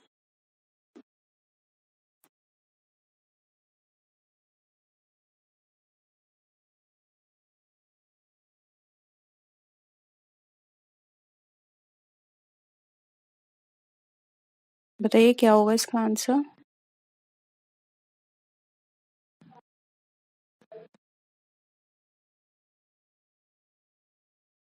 देखिए फर्स्ट हो जाएगा, अगर कोई भी कैजुअल वैकेंसी होती है डायरेक्टर की तो फिल की जाएगी बोर्ड ऑफ डायरेक्टर्स के द्वारा। ठीक है, ये लोग इनको राइट होगा कि वो इसके ऊपर कोई भी डिसीजन लें कि हाँ इस पोस्ट पर किसको रखना है। नेक्स्ट है डायरेक्टर्स डिक्लेयर डिविडेंड इन दी। अब जो डायरेक्टर्स हैं वो डिक्लेयर करेंगे डिविडेंड को किस मीटिंग में? Statutory meeting, annual general meeting, extra ordinary general meeting या फिर बोर्ड ऑफ डायरेक्टर्स मीटिंग।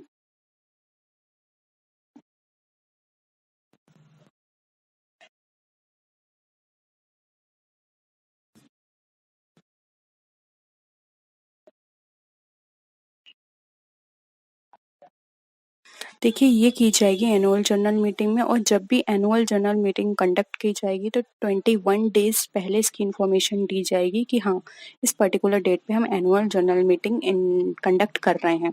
क्योंकि annual general meeting board of director वो शेयर होल्डर्स के लिए बहुत ही इंपॉर्टेंट होती है। तो अगर आप 21 डेज पहले उनको इन्फॉर्मेशन देंगे तो अपने वो सारे अरेंजमेंट्स कर पाएंगे और उस दिन वो उसको ईजिली अटेंड कर पाएंगे। अगर आप सडनली उनको बोलेंगे तो ज़रूरी नहीं है हर कोई उसको अटेंड कर ले।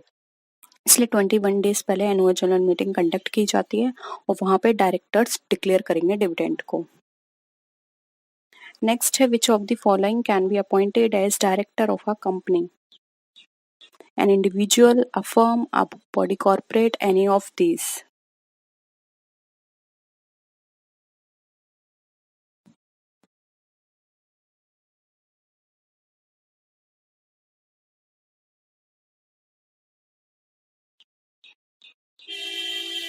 क्या हो जाएगा इसका आंसर? देखिए, अब एक इंडिविजुअल ही डायरेक्टर के पोस्ट पर अपॉइंट किया जाता है। किसी फर्म कोऑपरेटिव को हम यहाँ पर डायरेक्टर की पोस्ट पे अपॉइंट नहीं कर सकते, ठीक है। नेक्स्ट है qualification shares as prescribed by. अब ये किसके द्वारा प्रिस्क्राइब किए जाते हैं? कभी पढ़े हैं आपने क्वालिफिकेशन शेयर?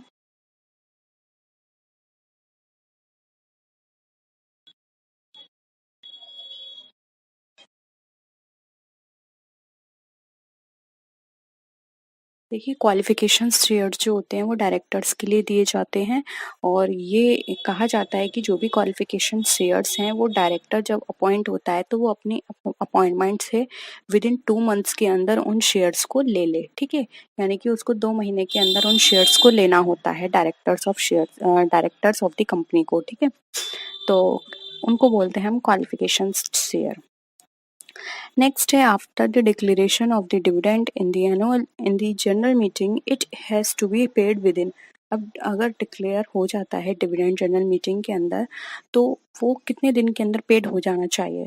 60 डेज, 42 डेज, 45 या 90?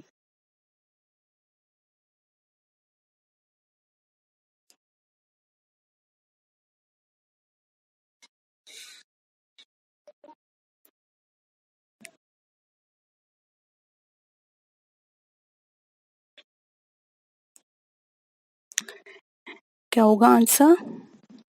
देखिए, बी हो जाएगा। अगर कोई भी डिविडेंड डिक्लेयर किया जाता है जनरल मीटिंग के अंदर तो वो 42 डेज के अंदर उसको पे हो जाना चाहिए, ठीक है। तो आंसर हो जाएगा बी। नेक्स्ट है dividend are calculated on the basis of. अब जो डिविडेंड है वो कैलकुलेट किया जाएगा किस बेसिस पे? Called up capital, subscribed capital, paid up capital या फिर नन ऑफ दीज?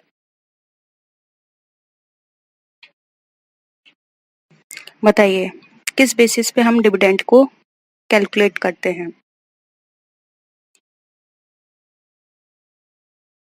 देखिए, डिविडेंड हमेशा पे किया जाता है पेड अप कैपिटल पर, यानी कि जितना उन्होंने पेड कर दिया है कैपिटल उसके बेसिस पर। कॉल्ड अप जरूरी नहीं है हर कोई आपको दे दे, या सब्सक्राइब वालों को जरूरी नहीं है जिसने सब्सक्राइब किया है सबको। हाँ, अगर जिसने पेमेंट कर दिया है सारी कॉल्स का यानी पेड अप कैपिटल पर भी आप डिविडेंड प्रोवाइड करेंगे, ठीक है। नेक्स्ट है calls in advance is shown separately on the following. अब कॉल्स इन एडवांस जो है वो सेपरेटली कहाँ दिखाया जाता है?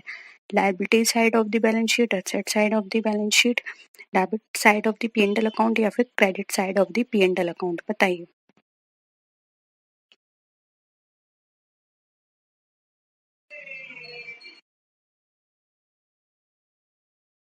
क्या हो जाएगा आंसर? देखिए, आंसर यहाँ पर अगर हम बात करें तो ए हो जाएगा, liability side of the balance side. क्योंकि ये जो हमारे लिए पे कॉल्स पेड इन एडवांस है ये हमारे लिए लायबिलिटीज है, क्योंकि उसने एडवांस में पे किया है। जब तक वो टाइम पीरियड पूरा नहीं हो जाता तब तक हम उसे लायबिलिटी साइड में शो करेंगे, ठीक है। नेक्स्ट क्वेश्चन है, देखिए, डिविडेंड इज कैलकुलेटेड ऑन। अब देखिए, डिविडेंड जो है वो कहाँ किस पे कैलकुलेट किया जाता है? अब तो आपको बिल्कुल ये याद हो गया होगा, पेपर में भी नहीं भूलोगे, ठीक है। किस पर? Paid up value of the share पर, ठीक है। नेक्स्ट है, company page dividend on. Again वही है, घुमा फिरा के देखिए कितनी बार पूछा गया है ये क्वेश्चन, इसलिए मैंने डाला है ये only on paid up capital, ठीक है। नेक्स्ट है capital profits are related to. अब जो कैपिटल प्रॉफिट्स हैं किससे रिलेटेड होते हैं? Premium on issue of share, profit prior to incorporation या फिर प्रीमियम इश्यू ऑफ डिवेंचर?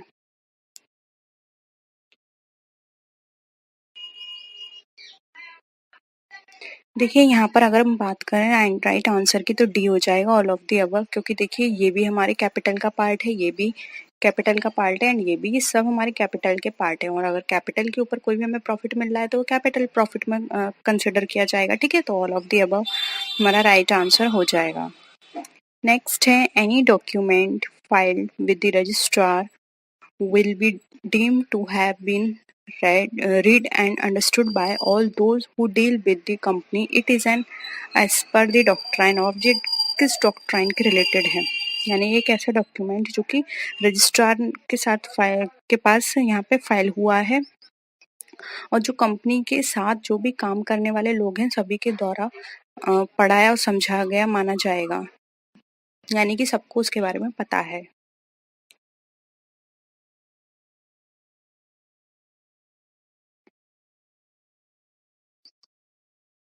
देखिए, इसको बोलते हैं कंस्ट्रक्टिव नोटिस। कंस्ट्रक्टिव नोटिस एक ऐसा नोटिस होता है जिसमें रजिस्ट्रार को ये दिया जाता है और इसमें ये एज्यूम किया जाता है कि कंपनी का जो भी मेंबर है वो सब इस के बारे में, इस नोटिस के बारे में जानता है। ठीक है, सभी को इसके बारे में सारी चीजें कंपनी से रिलेटेड पता है। ठीक है, अभी हम इन सब के बारे में पढ़ेंगे, indoor management, public notice and ultra vires. ठीक है, देखिए अगेन आ गया the principle of constructive notice protest. क्या प्रोटेस्ट करता है? Outsider against company, company against outsider, directors against share holder या एम्प्लॉयज अगेंस्ट मैनेजमेंट।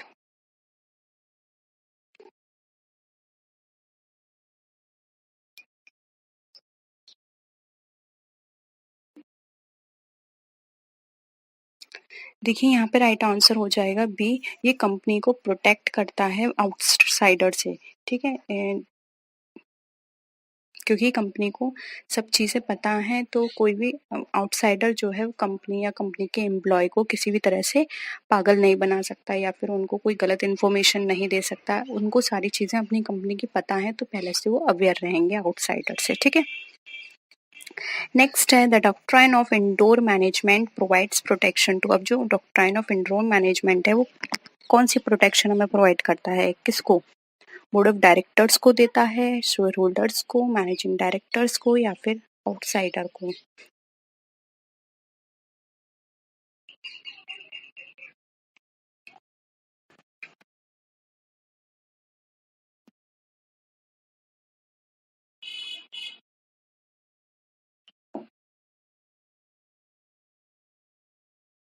बताइए क्या होगा इसका आंसर?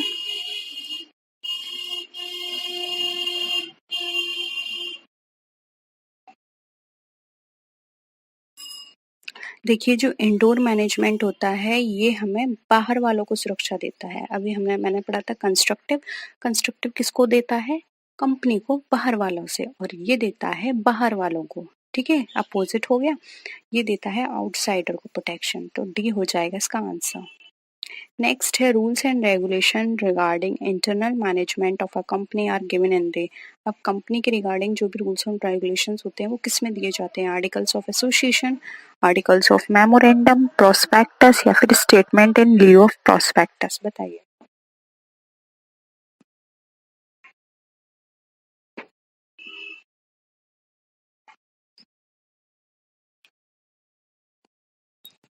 देखिए इसका राइट आंसर हो जाएगा A, articles of association. Articles of association internal management के लिए होता है। इसमें कंपनी के रिगार्डिंग सारे रूल्स एंड रेगुलेशंस होते हैं। और अगर हम बात करें मेमोरेंडम ऑफ एसोसिएशन तो वो आउटसाइडर के लिए होता है। इसमें कंपनी के बारे में, कंपनी की पॉलिसी, कंपनी के मिशन, विजन, कंपनी की क्लियर पॉलिसी, इन सब चीज़ के बारे में इसमें मेंशन होता है। ठीक है, प्रोस्पेक्टस और स्टेटमेंट ऑन लिeu ये अलग चीज़ है। इसमें प्रोस्पेक्टस में कंपनी के बारे में होता है, कंपनी में कौन कौन बोर्ड ऑफ डायरेक्टर्स हैं, कंपनी में कौन कौन लोग हैं, कंपनी के बारे में पूरी चीज दी होती है। ठीक है, ऑप्शंस क्या हो जाएगा इसमें? ए। नेक्स्ट है according to section 80 of the companies act 1956 a company can not redeem its preference share out of. अब जो 80 सेक्शन के अकॉर्डिंग कंपनी अपने जो प्रेफरेंस शेयर से रिडीम नहीं कर सकती, किस में से? बताइए, ऑप्शन देख लीजिए आप ठीक से।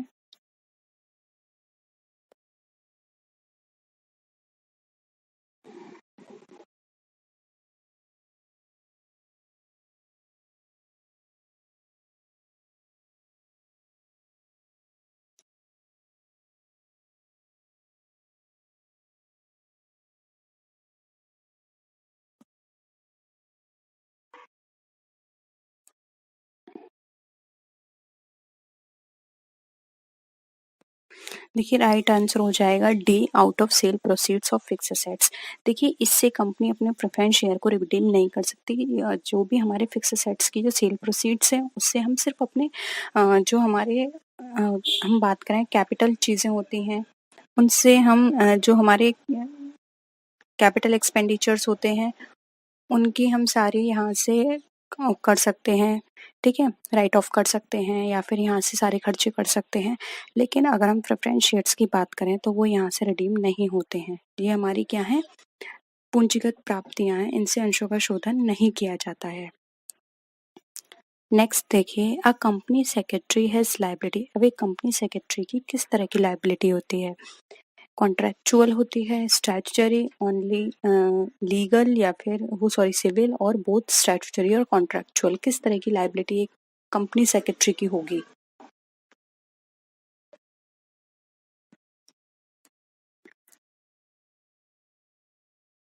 देखिए यहाँ पे राइट आंसर हो जाएगा बी, एक कंपनी की सेक्रेटरी की लायबिलिटी कॉन्ट्रैक्चुअल और स्टैट्यूटरी दोनों होती है। कुछ जो जिस भी कंपनी में वो कंपनी सेक्रेटरी की पोस्ट पर है वहाँ से उसे कॉन्ट्रैक्ट बेसिस पर जो लायबिलिटी दी गई होंगी वो उसको वहाँ फॉलो करनी होंगी, ठीक है। और कुछ उसकी स्टैट्यूटरी होती हैं, जैसे कि फॉर एग्जांपल अगर वो कंपनी सेक्रेटरी है तो उसको सारी चीज़ें ट्रांसपेरेंट रखनी है।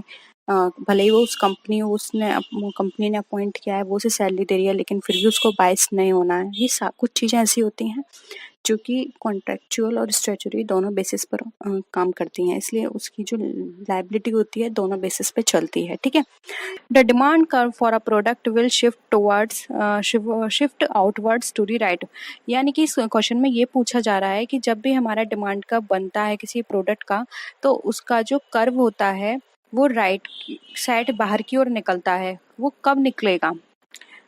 जब प्राइस हमारे जो जो सब्सिट्यूट गुड है उसका प्राइस बढ़ जाएंगे, कंज्यूमर की इनकम कम हो जाएगी, कंज्यूमर एक्सपेक्ट करेगा कि फ्यूचर में प्राइस गिरे, या फिर the price of the product itself fall, या फिर जो खुद उस प्राइस का प्रोडक्ट का जो प्राइस है वो गिर जाएगा। बताइए।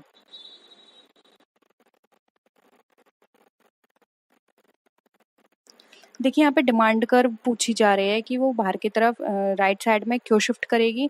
तो वो तब शिफ्ट करेगी जब हमारा जो सब्स्टिट्यूट गुड है उसका प्राइस जो है वो राइज हो जाएगा। जब वो बढ़ जाएगा तो हमारा क्या है, हम स्विच ओवर नहीं कर पाएंगे और हमारा जो डिमांड कर्व है वो क्या होगा, बाहर की तरफ चला जाएगा, ठीक है। तो ऑप्शन ए करेक्ट हो जाएगा। नेक्स्ट है, if the demand for good is relatively inelastic and its price rises, the revenue will।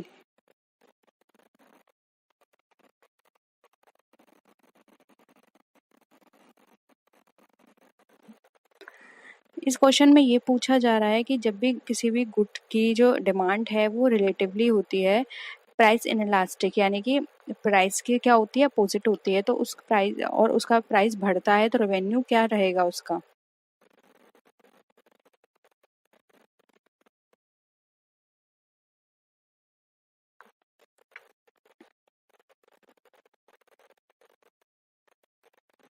ऐसी कंडीशन में उसका रेवेन्यू क्या हो जाएगा, बढ़ जाएगा, ठीक है, राइज हो जाएगा। तो ऑप्शन सी करेक्ट है। नेक्स्ट है, which of the following option is not an example of market failure.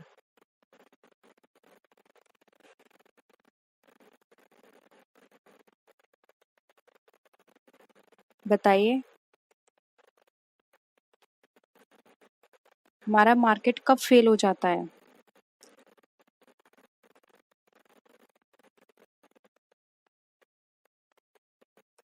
देखिए इसमें से नॉट पूछा जा रहा है, तो जो हमारा जो मेरिट गुड है वो फेल हो जाएगा बनने में, तो ये तो कंडीशन सही है।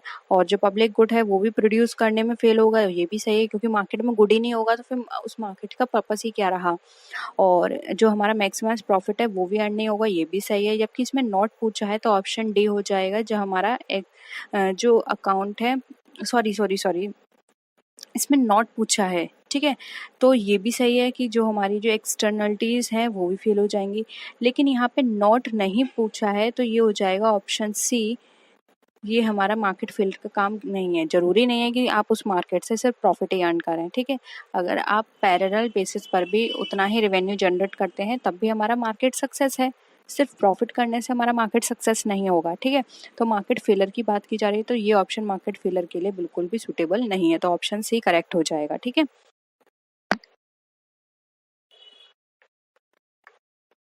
नेक्स्ट क्वेश्चन देखिए, which of the following is an example of a primary form of business activity?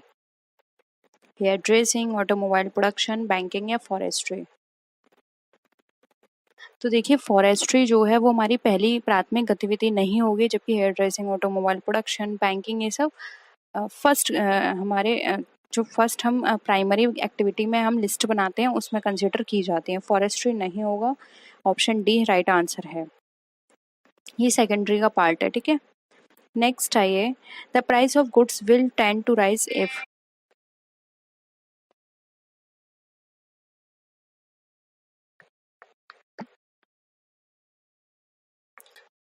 the current price of above the equilibrium, the current price is below the equilibrium, the current quantity demand is less than the quantity supplied, और fourth option है there is a reduction in cost of substitute commodity. यानी कि यहाँ पर ये कहा जा रहा है कि जो भी गुड्स का प्राइस है वो हमारा राइज होगा किस कंडीशन में।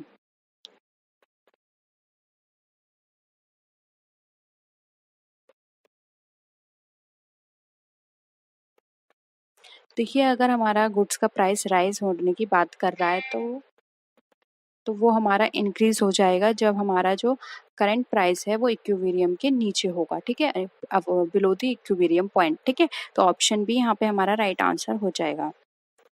नेक्स्ट क्वेश्चन है, productivity is measured by the growth on output of a firm, the growth on profit of a firm, total output upon total input, और फोर्थ है हमारा total amount of investment in capital goods.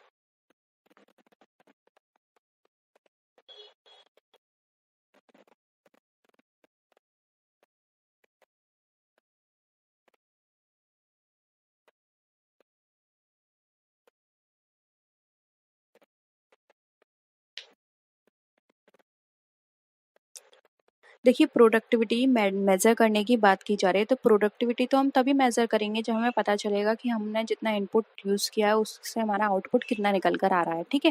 यानी total हमने कितना उत्पादन किया, productivity की, तो ये हो जाएगा total output upon total input, option C यहाँ पे हमारा करेक्ट है, ठीक है। नेक्स्ट क्वेश्चन देखिए, the main objective of macro economic policy is, macro economic policy का मेन ऑब्जेक्टिव बताना है। मैक्रो इकोनॉमिक पॉलिसी वो पॉलिसी होती है जिस पर हम लार्ज लेवल पर सारी चीज़ें करते हैं।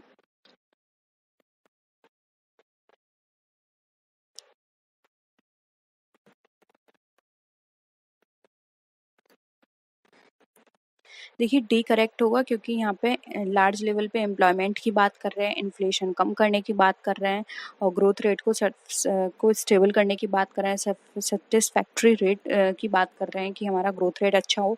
तो ये सारे ही हमारे मैक्रो इकोनॉमिक पॉलिसी के ऑब्जेक्टिव्स हैं, तो डी यहाँ पे करेक्ट होगा हमारा। नेक्स्ट है, who was the first argued that the purpose of business was to make profit. यानी किसने सबसे पहले ये आर्ग्यू किया था कि हमारा बिजनेस का पर्पस होता है सिर्फ प्रॉफिट अर्न करना। Any idea?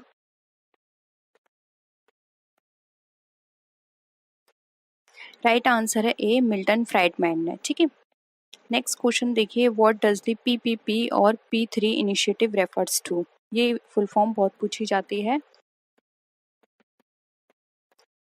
सिंपल है इसका, बी, पब्लिक प्राइवेट पार्टनरशिप, ठीक है। नेक्स्ट देखिए, what does the PFI initiative refers to.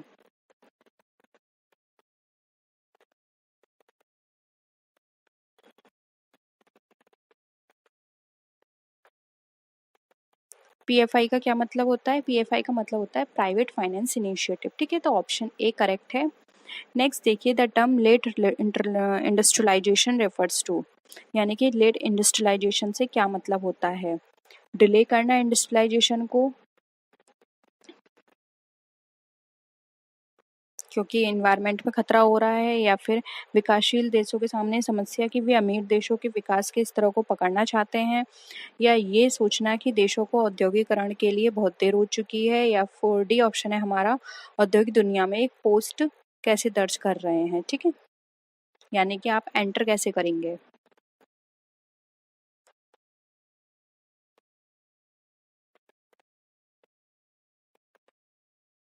देखिए लेट इंडस्ट्रियलाइजेशन का मतलब होता है कि आप कुछ कंट्रियों ने ये सोचती हैं कि उन्होंने इंडस्ट्रियलाइजेशन यानी ग्लोबल मार्केट में एंटर करने में उन्होंने देरी कर दी है, ठीक है। तो ऑप्शन सी करेक्ट है।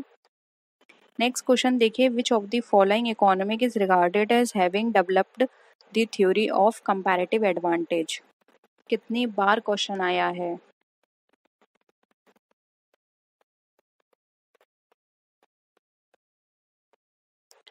ये डेवलप्ड थ्योरी किसने प्रोवाइड कराई थी बताइए। ये दी थी कंपैरेटिव एडवांटेज का जो कॉन्सेप्ट है डेविड रिकार्डो ने, ठीक है। नेक्स्ट है the perfect competition in long run, यानी कि परफेक्ट कंपटीशन की बात करें तो लॉन्ग रन में वो किस तरह का अर्न करती है प्रॉफिट।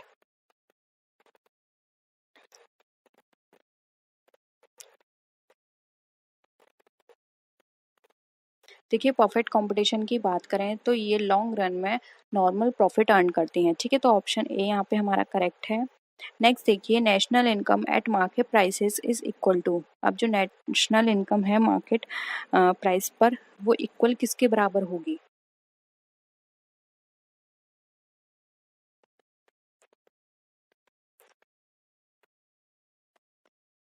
देखिए अगर मार्केट प्राइस पर हम नेशनल इनकम की बात करते हैं तो ये हमेशा हमारी net national product at factor cost के बराबर होगी, यानी कि फैक्टर कॉस्ट पर जो भी हमारी नेट नेशनल प्रोडक्ट निकल कर आएगा ये उसके इक्वल होगी। तो ऑप्शन सी यहाँ पे हमारा करेक्ट हो जाएगा, ठीक है। 15 देखिए, if there is a single buyer it is called, यानी कि सिर्फ एक ही बायर हो उसको हम क्या बोलते हैं। Monopoly, oligopoly, मोनोप्सोनी। बायर की बात की जा रही है, याद रखिए सेलर की नहीं। देखिए सिंगल बायर होता है उसे हम बोलते हैं मोनोप्सोनी। ऑप्शन सी करेक्ट है, ठीक है। A firm is having increasing return to scale means it is having increasing cost, it is having constant cost, it is having decreasing cost, or none of the above।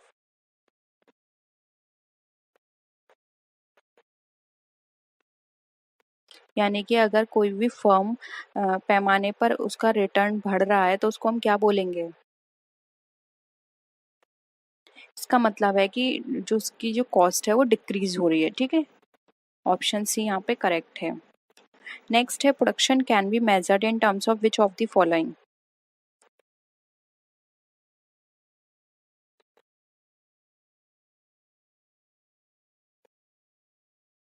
हम production किस तरह से major करते हैं।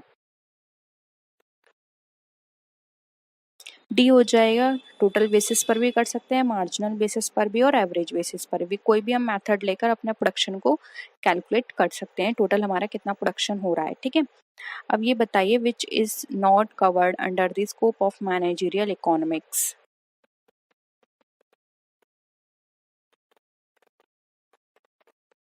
Managerial economic के part की बात करें यहाँ पर देखिए तो अकाउंटिंग थ्योरी नहीं आती। मैनेजमेंट में हमारे प्रॉफिट आ जाएगा, प्राइसिंग की बात करेंगे, प्रोडक्शन की बात करेंगे, इसलिए बी यहाँ पर करेक्ट हो जाएगा। नेक्स्ट है, demand analysis includes. Demand analysis में क्या क्या चीज़ों को इंक्लूड किया जाता है।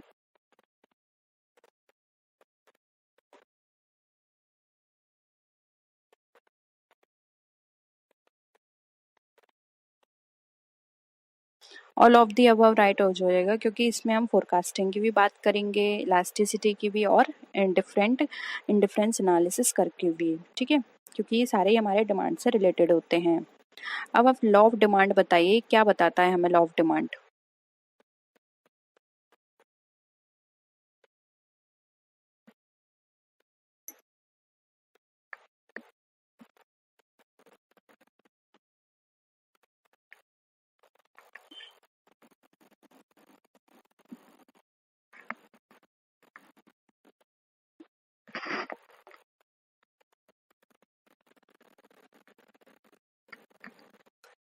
देखिए राइट आंसर हो जाएगा यहाँ पे सी। लॉ ऑफ डिमांड के अंदर हम प्राइस और डिमांड की बात करते हैं, यानी कि प्राइस बढ़ेंगे तो डिमांड हमारी कम हो जाएगी, और प्राइस कम होंगे तो हमारी डिमांड बढ़ जाएगी, ठीक है। इनवर्स रिलेशनशिप होता है इसके इन दोनों के बीच में। नेक्स्ट है, which one of these is an extension sorry exception to the law of demand, बताइए। Demonstration effect goods, given goods, future scarcity of goods, या फिर ऑल ऑफ द अबव।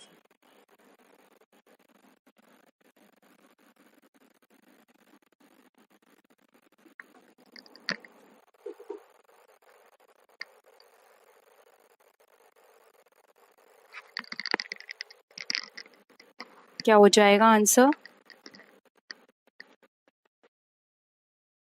देखिए ये तीनों ही हमारे एक्सेप्शन हैं। गिफिन गुड्स की बात कर लें, फ्यूचर स्कार्सिटी की बात कर लें या फिर डेमोन्स्ट्रेशन की बात कर लें, ठीक है। यानी कि जो हमारा डिमांड लॉ बताता है ये उसके रिवर्स बात करते हैं। ये कहते हैं कि नहीं, ऐसा कुछ भी नहीं है कि डिमांड बढ़ेगी तो हमारे प्राइस भी वो डिमांड अगर बढ़ रही है तो ये प्राइस हम कम होने के कारण है, ऐसा बिल्कुल भी नहीं है। कभी कभी ऐसा होता है कि प्राइस बढ़ते हैं तो डिमांड भी बढ़ती है, ठीक है। तो ये बिल्कुल अलग बात बताते हैं, ठीक है। नेक्स्ट है elasticity of demand is based on which of the following factors।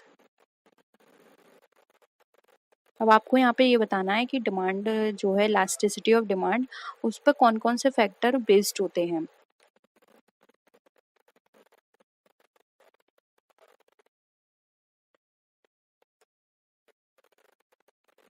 ये सारे ही देखिए आंसर सही हैं, क्योंकि देखिए डिपेंड करता है कि हमारे कितने सब्सिट्यूट है। कम सब्सिट्यूट होंगे तो हमें कॉम्प्रोमाइज़ करना पड़ेगा, प्राइस बढ़ रहा है तब भी डिमांड हमारी होगी, ठीक है।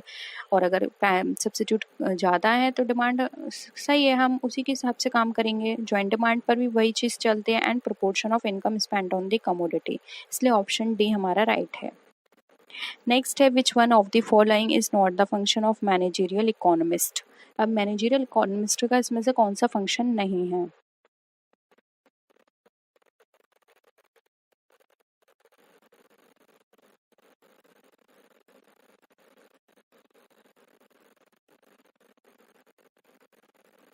देखिए एक मैनेजरियल इकोनॉमिस्ट की बात करें तो वो एनालाइजिंग पे काम करेगा, कंट्रोलिंग पे, प्लानिंग पे काम करेगा, लेकिन वो इंटरेस्ट को डिटरमाइन करने की बात नहीं करेगा, ठीक है। तो ऑप्शन यहाँ पे कौन सा हो जाएगा हमारा, बी हो जाएगा राइट आंसर, ठीक है।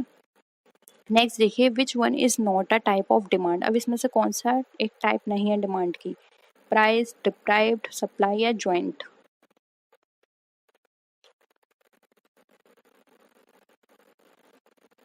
सी हो जाएगा सप्लाई डिमांड, ठीक है। नेक्स्ट देखिए which is not the type of elasticity of demand.